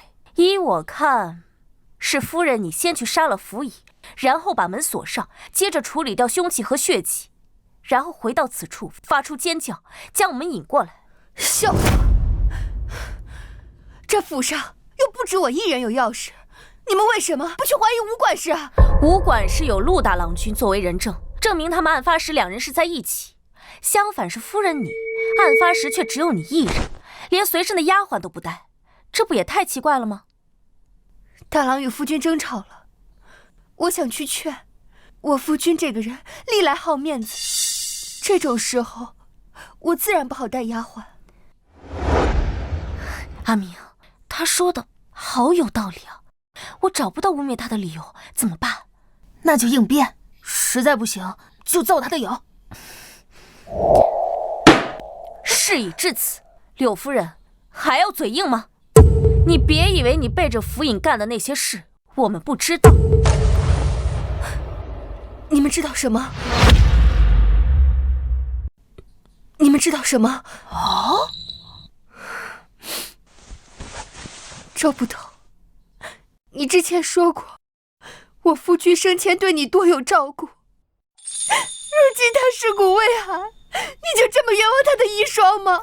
柳夫人，我们只是就事论事罢了。府中你和曹大夫的流言也不是一天两天了。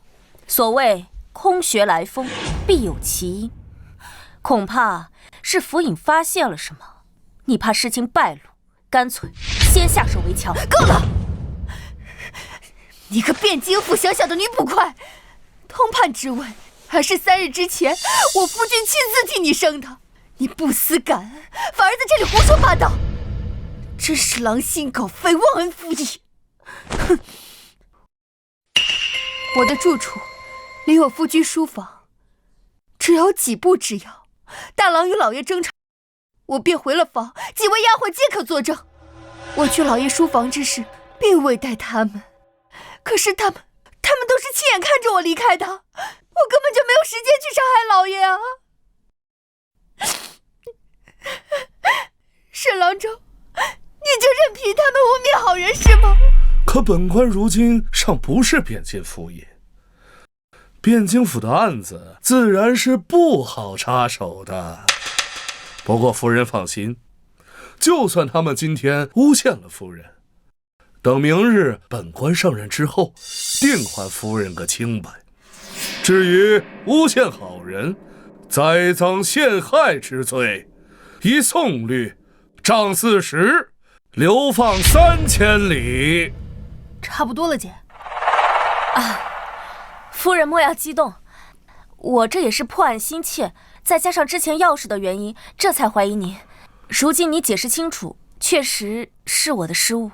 哎呀，夫人莫气，夫人莫气。周燕啊，这毕竟年轻，做事不够沉稳。之后我便替您教训他啊！如果没什么事，我就先走了。等等，还有何事？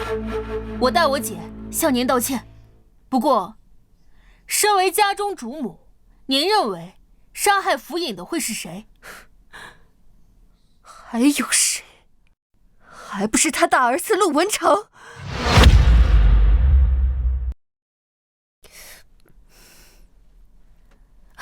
夫人为什么这么说？这还用问吗？府里人都知道，老爷并不喜欢他，也怪他自己不争气。读书这么多年，别说是进士，就连个举子都没考上。要知道，老爷可是当年的榜眼，被誉为文曲星下凡，能看上他就怪了。就算是这样，也不能说府尹就是陆大郎杀的吧？既然话说到这儿，我也就明说了。这大郎科举无望，时常惦记老爷手中的印官名额。这按照大宋律法，像老爷这种4品官，可以服印直系一个9品官爵。我因是妾室，虽得老爷宠爱，但始终失了名分。这2老便一直是庶出。这按大宋律法，庶子无资格任印官。这些年来，老爷虽未曾将印官职位给他，他也却未说什么。就在3日之前，这老爷突然向我提及要将我扶正之事。这些年来，我虽与老爷十分恩爱，时常也向老爷提及这扶正之事，可老爷业务繁忙，便一直拖着。这次他主动向我提及，我自然是欣喜，也没有多想。如今细细想来，一定是陆文成，怕我一旦扶正，这2老变成了嫡子，会对他造成伤害。这归根结底是我害了老爷。夫人请放心，若真是陆大郎所为，我等必会将他绳之以法。还请夫人先回去休息。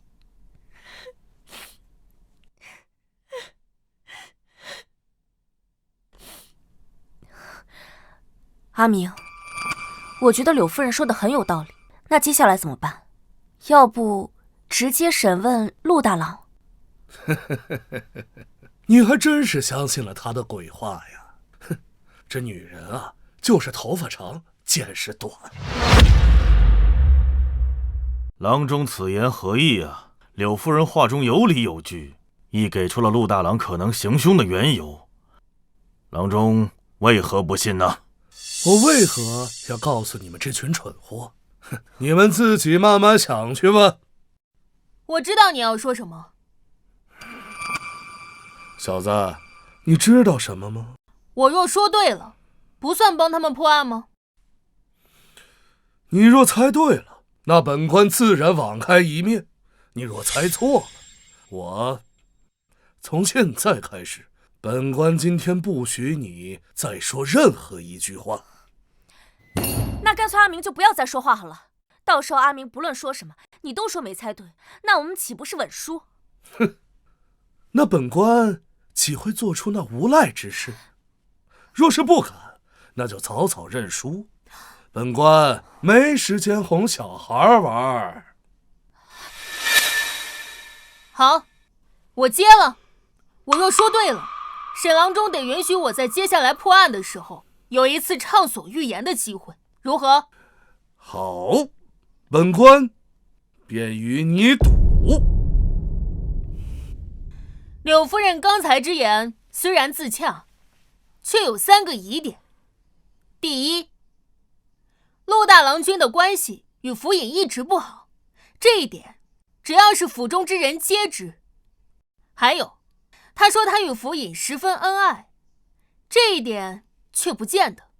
他自己说过，往昔也曾与府尹提过扶正之事，却都未被应允。他说是因为府尹公务繁忙，但是想，若2人真的恩爱，再加上府尹常年无正妻的情况下，想将柳夫人扶正不过是一句话的事。拖到现在，只能说他并没有像柳夫人说的那样恩爱。其次，吴管家说过，这里是府尹游玩的庄园，只有平日里休沐时才会来，但日常事务都由柳夫人来打理。这说明他常年住在此处。若他们夫妻俩真的恩爱，为什么陆府尹不让柳夫人住到城里的府中呢？我听闻柳夫人体弱多病，或许是府尹安排她在此养病啊。不会，原因就在第2个疑点。为什么府尹那么多年不提柳夫人扶正，偏偏3日前就提了？3日前，那不是北辽西座刚结案之后吗？没错。为什么他那么多年前不提，偏偏这个时候提了呢？很简单，因为他的身份马上就要不同了。他在汴京府这么多年，一直未得升迁，此次恰逢吏部侍郎告老还乡，他想更进一步。但问题是，这个位置不止他一个人盯着。你喊本官做甚？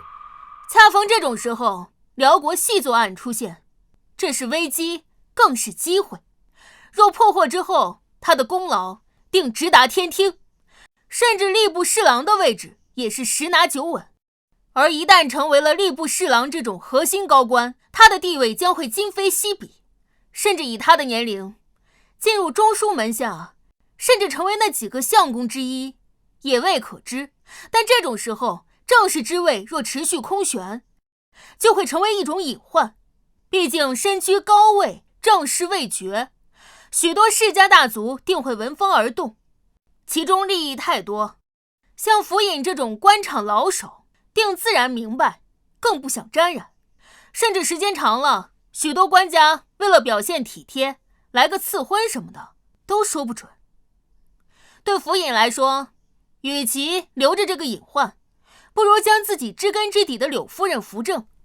这么说来，府尹将柳夫人扶正，完全是为了自己的仕途？80%是的。第3点，也是最重要的一点，杀人除了要考虑动机之外，还要考虑收益。站在陆大郎君的角度来看，一个阴官的名额，真的比一个即将晋升吏部侍郎的亲爹重要？怎么看都不如府尹活着给他的利益大。因此，只要陆大郎君还算正常，就不可能以这种理由杀人。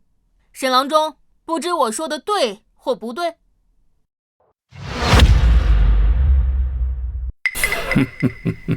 小慧可观，惜乎气，识味广，终非庙堂之器。治术尚可，然用之不以正道，士卒为身之累耳。恕此无礼！哼，好一个身之累！那本官今天就要看看谁会成为谁的累。哼！那沈郎中拭目以待。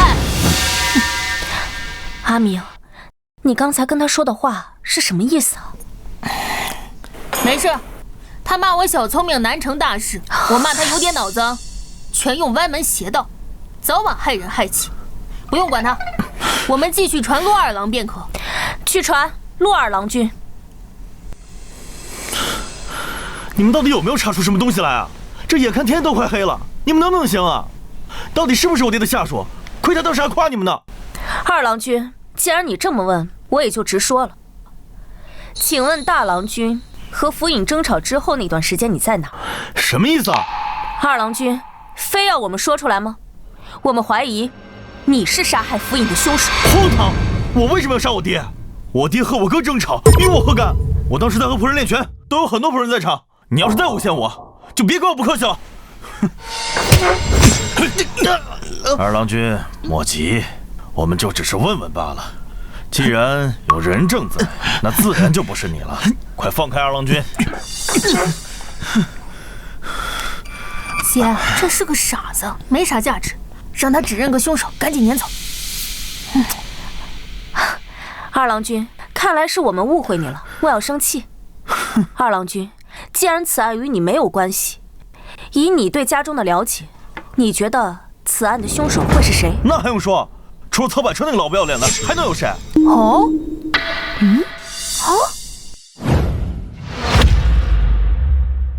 为何是他？据我了解，他乃是一介名医，你娘身体病弱，常年需要靠他的药调理。狗屁的名医，他就是个图谋不轨的阴贼。总之，他就不是好人。我爹一定是他杀的，你快把他抓起来，严刑拷打。好，我知道了。多谢二郎君提供的线索，先请回吧。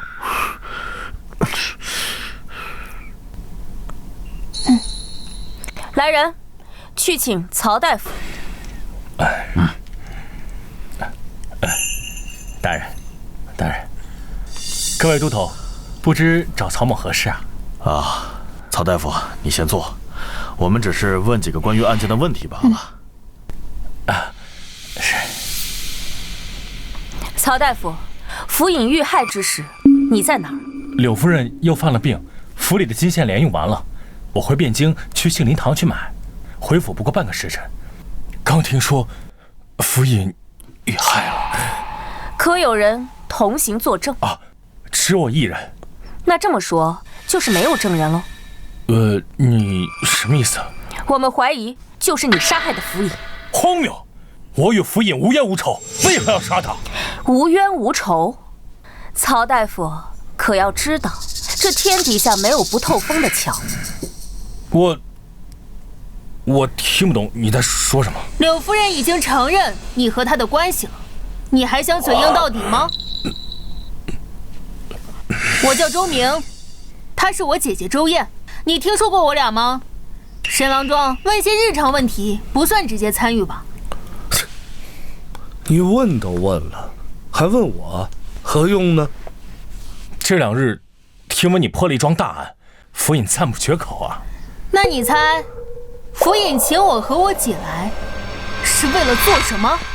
果然是来找我的。以你和柳夫人的关系，只要府尹眼不瞎，都会怀疑。而他请我和我姐来，就是为了找到你和柳夫人有私情的证据。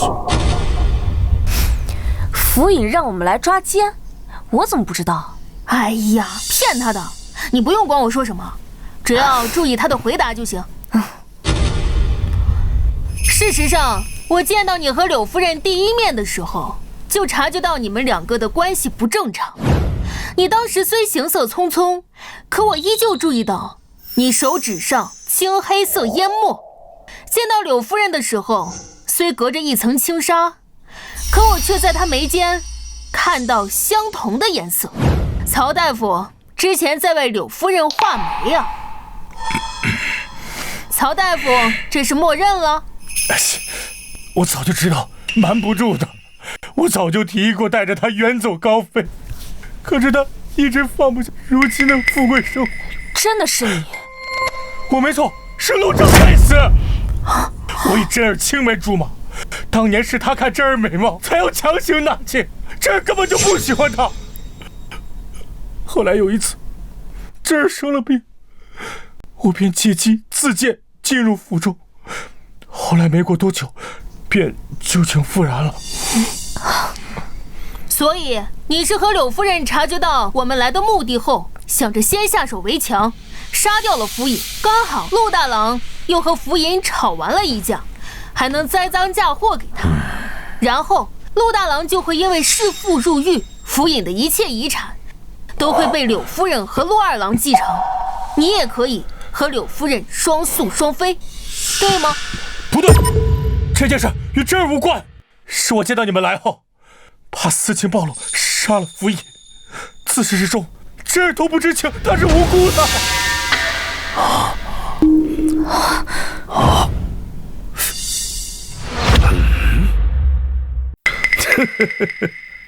没想到这个案子就这么被你们简单的给破了。来人，把这个不知羞耻之徒给我押回汴京府，待本官明日上任之后再严加审问。是。这既然案子已经破了，本官自会论功行赏。天色不早了，回家等消息吧。走。等等，小子，你还有何事啊？案子还没破，他不是凶手。小子，你在说什么呢？审他的是你们，说他杀害府尹的还是你们。他都已经亲口承认了，你反倒是替他喊冤。陆府尹遇害离现在2个时辰，这处庄园离汴京不远，骑马往来只需2个时辰。而他若是凶手，可以在半路折返回来杀害府尹，然后再逃离，以此误导我们。但是仔细看，他鞋子上沾染青泥，这是杏林堂门前特有的青泥，这说明他前不久确实去过一趟。而杏林堂位于西城，从此庄园赶回汴京，只能由城东的宋门入城。汴京城内不得纵马，送门到西城起码要1个多时辰，再加上回来的时间，前后时间刚好能对应上。再说他是否去过，派人去杏林堂一问便知。好了，你说了这么多，我且问你，他若不是凶手，他为何要承认呢？很简单，他认为私通之事败露，柳夫人来不及与他商议，便杀了府尹。他主动认罪，只是为了保下柳夫人。如果仅仅是私通，他这个奸夫8成是要重判，而柳夫人就不一样了。甚至如果府尹心软，他甚至不用入牢。但你却认为他会杀了府尹，甚至你会不惜替他顶罪，这就有意思了。我想想，这有2种可能。第一，柳夫人是真心的爱你，为了你不惜去杀了府尹，但你却说曾数次提出过和他远走高飞之事，但他放不下现在的富贵生活，这说明他并没有那么爱你，起码你的分量比不上他自己。第二嘛，就是私情暴露的后果比我们已知的更严重，府尹一定不会放过他，所以这就不只是偷情那么简单了。别再说下去了。哦，陆二郎是你和柳夫人的儿子。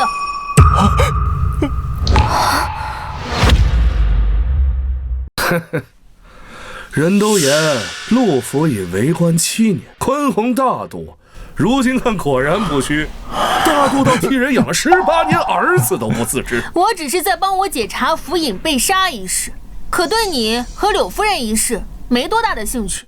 不过都查出来了，李都头，按惯例应如何办？依宋律，该收监候审。今日的情况，若能破府尹被杀一案，当与凶犯一同押回汴京府；若府尹之案不能破，单独收监，择日审理。说来说去，不还是收监吗？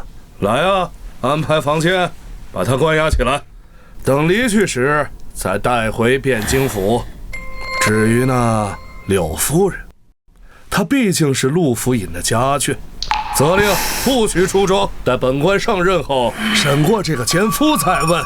是。等等，曹大夫，依照你对此地的了解，若说出一名凶手，会是谁？吴管家。为什么？趁儿身体不好，为了给他调理身体，我翻阅了各种医书，有一部叫《奇症杂录》的医书，很有意思。这部书在你的屋里？他不在，前些日子被府尹借走了，许是在他的屋里。李都头，麻烦派人取来。走。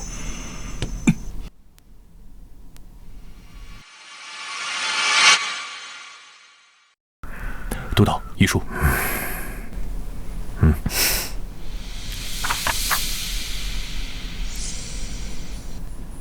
这病史……别看我什么都不知道。传吴管家。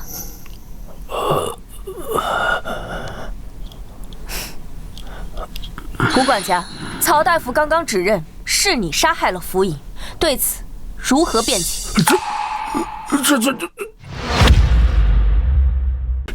周捕头，这从何说起啊？自从大郎跟老爷争吵之后，我就一直跟大郎在一起，这一点大郎可以作证。那你和陆大郎合谋呢？周捕头说笑了，这大郎跟老爷那可是亲父子。俗话说，父子哪有隔夜仇啊？大郎就算心有不满，那也不会跟我一起合谋杀害老爷呀！这太荒唐了。这一点都不荒唐。柳夫人之前说了，这府尹这些年与陆大郎君一直关系不好，这陆大郎君一直想要府尹手中的阴官名额，这府尹一直不给。再加之府尹近日想要扶柳夫人为正室，这陆大郎完全有理由铤而走险。这只是周捕头你的猜测，你没有证据。退一步说，就算你说的对，那也是大郎跟老爷之间的事，我为何要参与啊？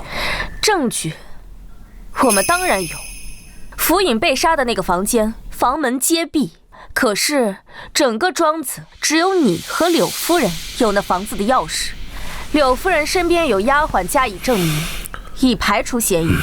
试问，除了你，还有谁可以杀了府尹之后再将房门关闭？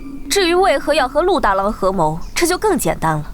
我听闻当年你是随大夫人陪嫁而来，这些年一直不受府尹重视，心生怨念也很正常。再加之你与陆大郎君这些年一直很亲近，只要给你些承诺，事后再答应做些伪证，未尝不可，铤而走险呢。既然周捕头如此笃定，那老儿也无话可说。但老儿还是那句话，说我杀了老爷，证据呢？姐，他审不出什么线索了，换下一个。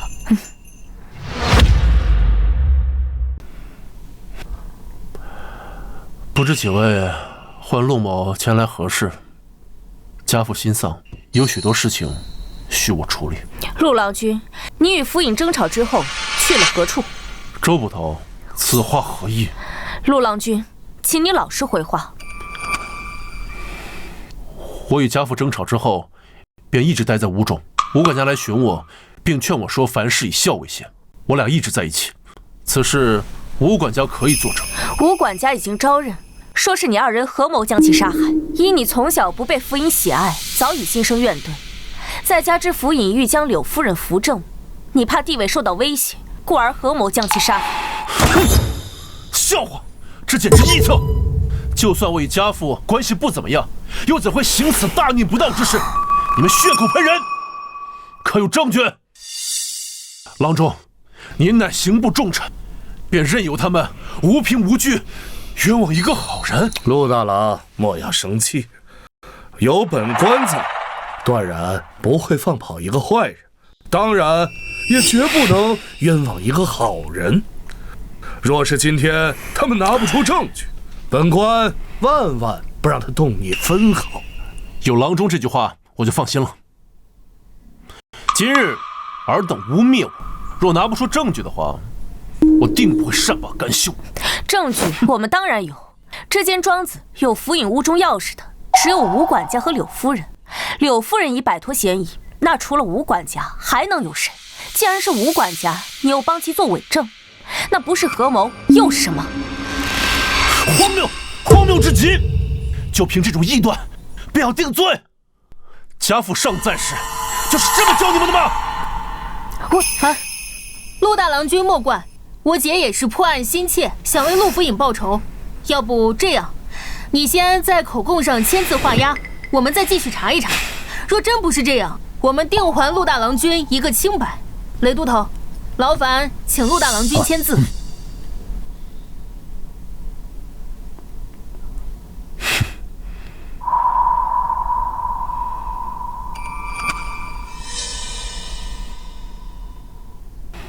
你们最好能查出真相。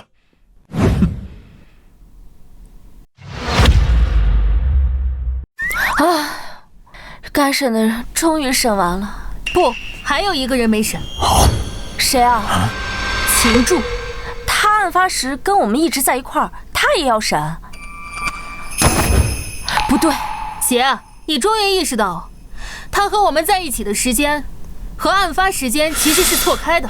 不过已经没关系了，依照现有的证据，这案子已经可以告破了，只差最后一点细节需要确认。李都头，我需要去汴京府查一个人的档案，不知可否？这个吧，原则上不可以。哎，小郎君，你想查谁的过去？嘿嘿，我可以代劳吗？那就有劳雷都头了。我想查陆府尹的流当。谁？啊？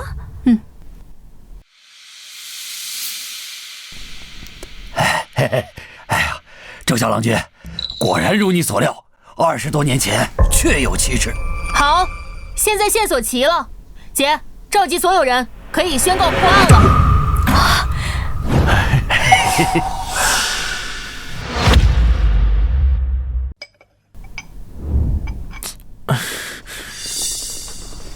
大哥，吴管家，你们也被叫来了。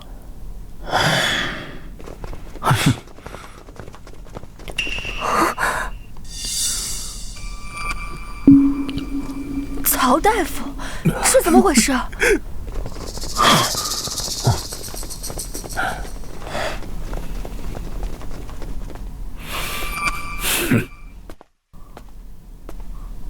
三位，你们审也审过了，现在把大家都带到这里一起，是发现凶手了吗？是的，我们已经确认了凶手，并且凶手就在这儿。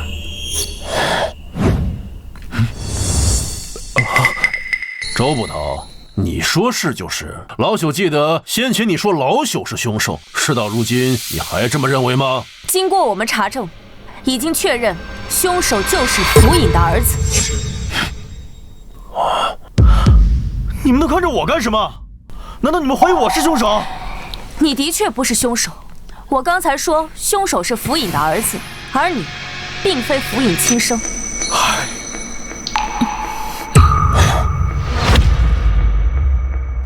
我不是我弟亲生的，笑话！你说不是就不是。娘，告诉他们。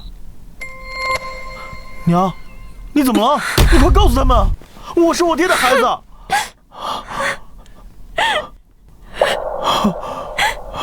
是谁？告诉我那个人是谁！果然是你，我就知道是你！你这个禽兽，我杀你！陆二郎，莫要浪费大家的时间，你的家事以后有的是时间处理。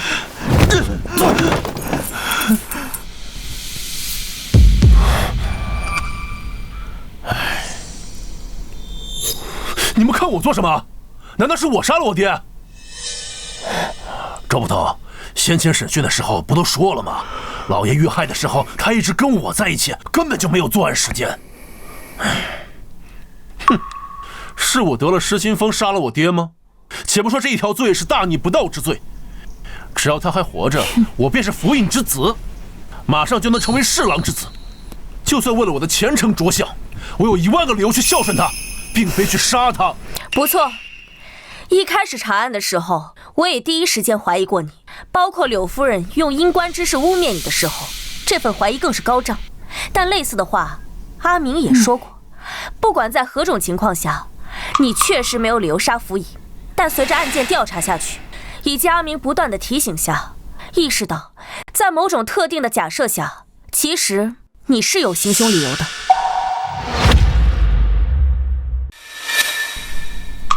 这部《奇正杂录》是在福尹的房间里发现的，里面记载了一些罕见的疑难杂症。折痕恰巧翻到这一页，这一页上记载了一个罕见的杂症，名为止静症。这种病不致命，年轻时不显现，只在愤怒时或年老后才会显示出来。发作时会心慌难耐，双手会不受控制的轻颤，喝酒便可缓解。吴管家，我没记错的话，我们刚来的时候，你好像有过类似的情况吧？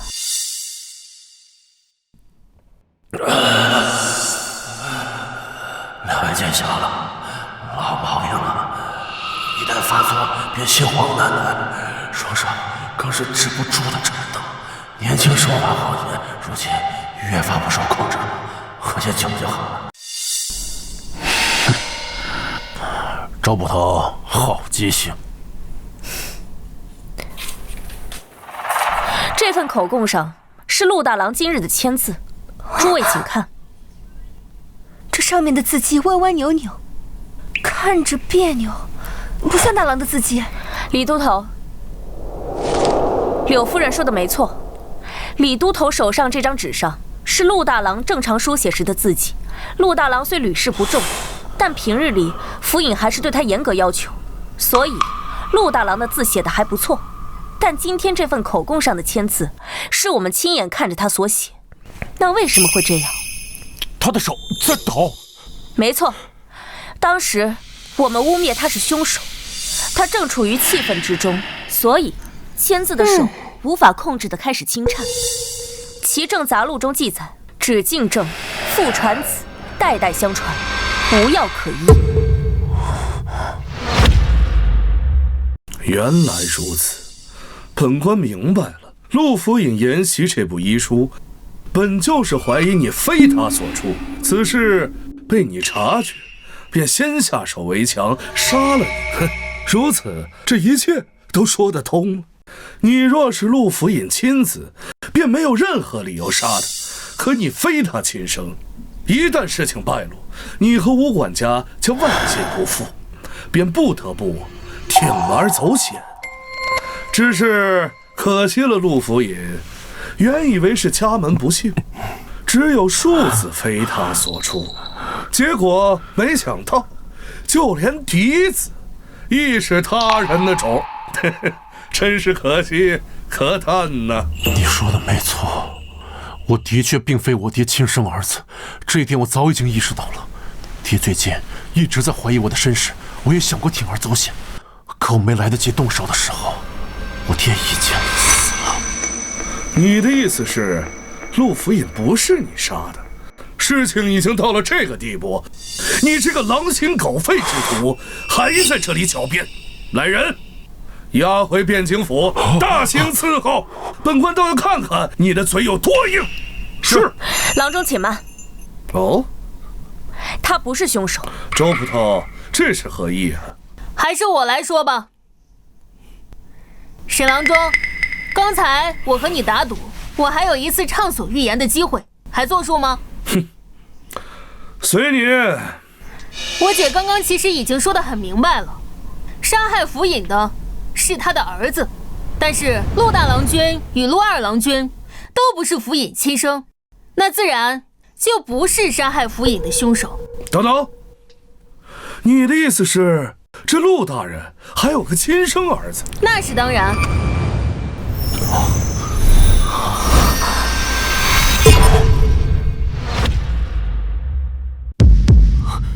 钱柱是府尹的亲生儿子，这怎么可能？没什么不可能的，你来说还是我替你说？周小郎君莫说笑了，我这下等人怎么可能是府尹的儿子？我记得你是均州人对吧？啊，那又如何？莫非就是因为是均州人就杀了府尹？天下哪有这样的道理啊？你说的没错，但是这天下绝大多数杀人案都总有一个理由吧？就比如陆府尹也是均州人。那可真是巧了，或许陆府尹是看在我是同乡的份上，才收留落难的我吧。柳夫人，我记得您之前提过，府尹也是榜眼出身，可还记得是多少年前的哪一榜？是27年前，治平3年的开科。秦大哥今年好像也是27岁。这又说明什么？我看过陆府尹的告身，里面有他的留档。在27年前，他中榜眼之时，朝中霍太尉相中了他，非要招他为婿，也就是大郎的亲娘，已逝的霍氏主母。这本是一段佳话，可就在第2年，有一个叫秦玉珍的女子，一路从均州乞讨到汴京，敲响了汴京府的鸣冤鼓，状告当科榜眼。这案子在当年并没有引起轰动，因为他根本就没有告起来。汴京府接了状子，不过3天，秦玉珍便自己撤诉，中间发生了什么，时过境迁，我也不知道。但根据当年只言片语的口供中，秦玉珍在均州还有一位孩子。哎，这可真巧，算算年龄，这位孩子与秦大哥同岁啊。故事编得可真好啊！可天下那么多同龄人，凭什么认为我是秦玉珍和陆正的孩子？奇怪，秦大哥怎么知道这孩子是秦玉珍和陆正的呢？在刚才的故事里，我只说过秦玉珍状告陆榜眼，却未提过他俩曾是夫妻。算了，现在也可以让你死心了。不得不说，秦大哥你真是位孝子。雷都头，东西呢？这儿呢。你在哪儿找到的？还给我！你屋里找到的。不得不说啊，你藏的还真隐秘，要不是我，换成其他人还真不好找。庶子，放开！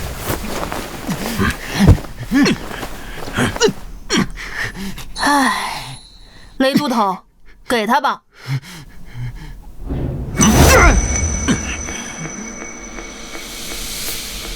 现在可以说了吧？日夜之子，没什么好说的。你说的没错，是我杀了陆正。那是他咎由自取。27年前他抛弃妻子，他罪有应得。我只恨杀他杀得晚了。好啊，原来罪魁祸首就是你这个畜生！来人，拿下！是。别碰我！自己走。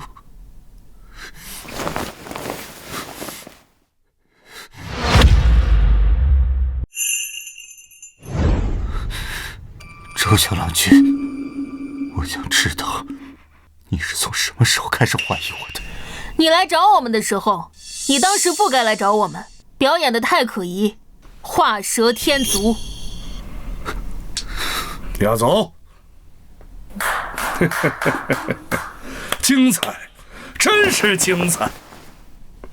不愧是帮陆府爷破了细草案的神童，连本官都不由叹服。不过你们这么辛苦的破案，最后这功劳还是便宜了本官。哎呀，真是惭愧呀！这样，本官惜才，再给你们一个机会。现在跪下，对本官宣誓效忠，今后尽心尽力地为本官做事。本官上任后，非但不会针对一切，还会给他升官重用，如何呀？你无耻！圣旨到！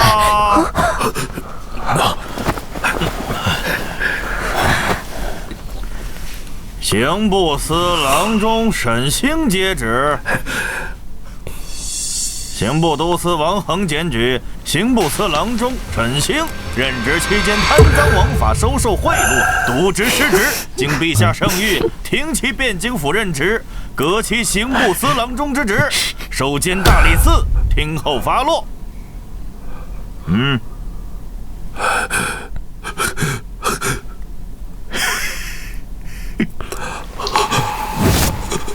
周燕、周明、李文广、雷云可在？在。咱家这里还有一份圣旨，周燕，你们4人接旨。陛下圣谕，汴京府尹陆正秉公、周燕、周明、李文广、雷云侦破北辽细作一案有功，特加封周燕为汴京府正7品资路参军。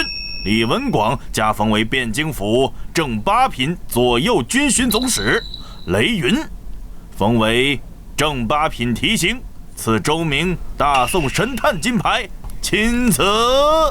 谢长官隆恩。看，这就是守护家人的感觉吗？这个时代其实也挺不错的。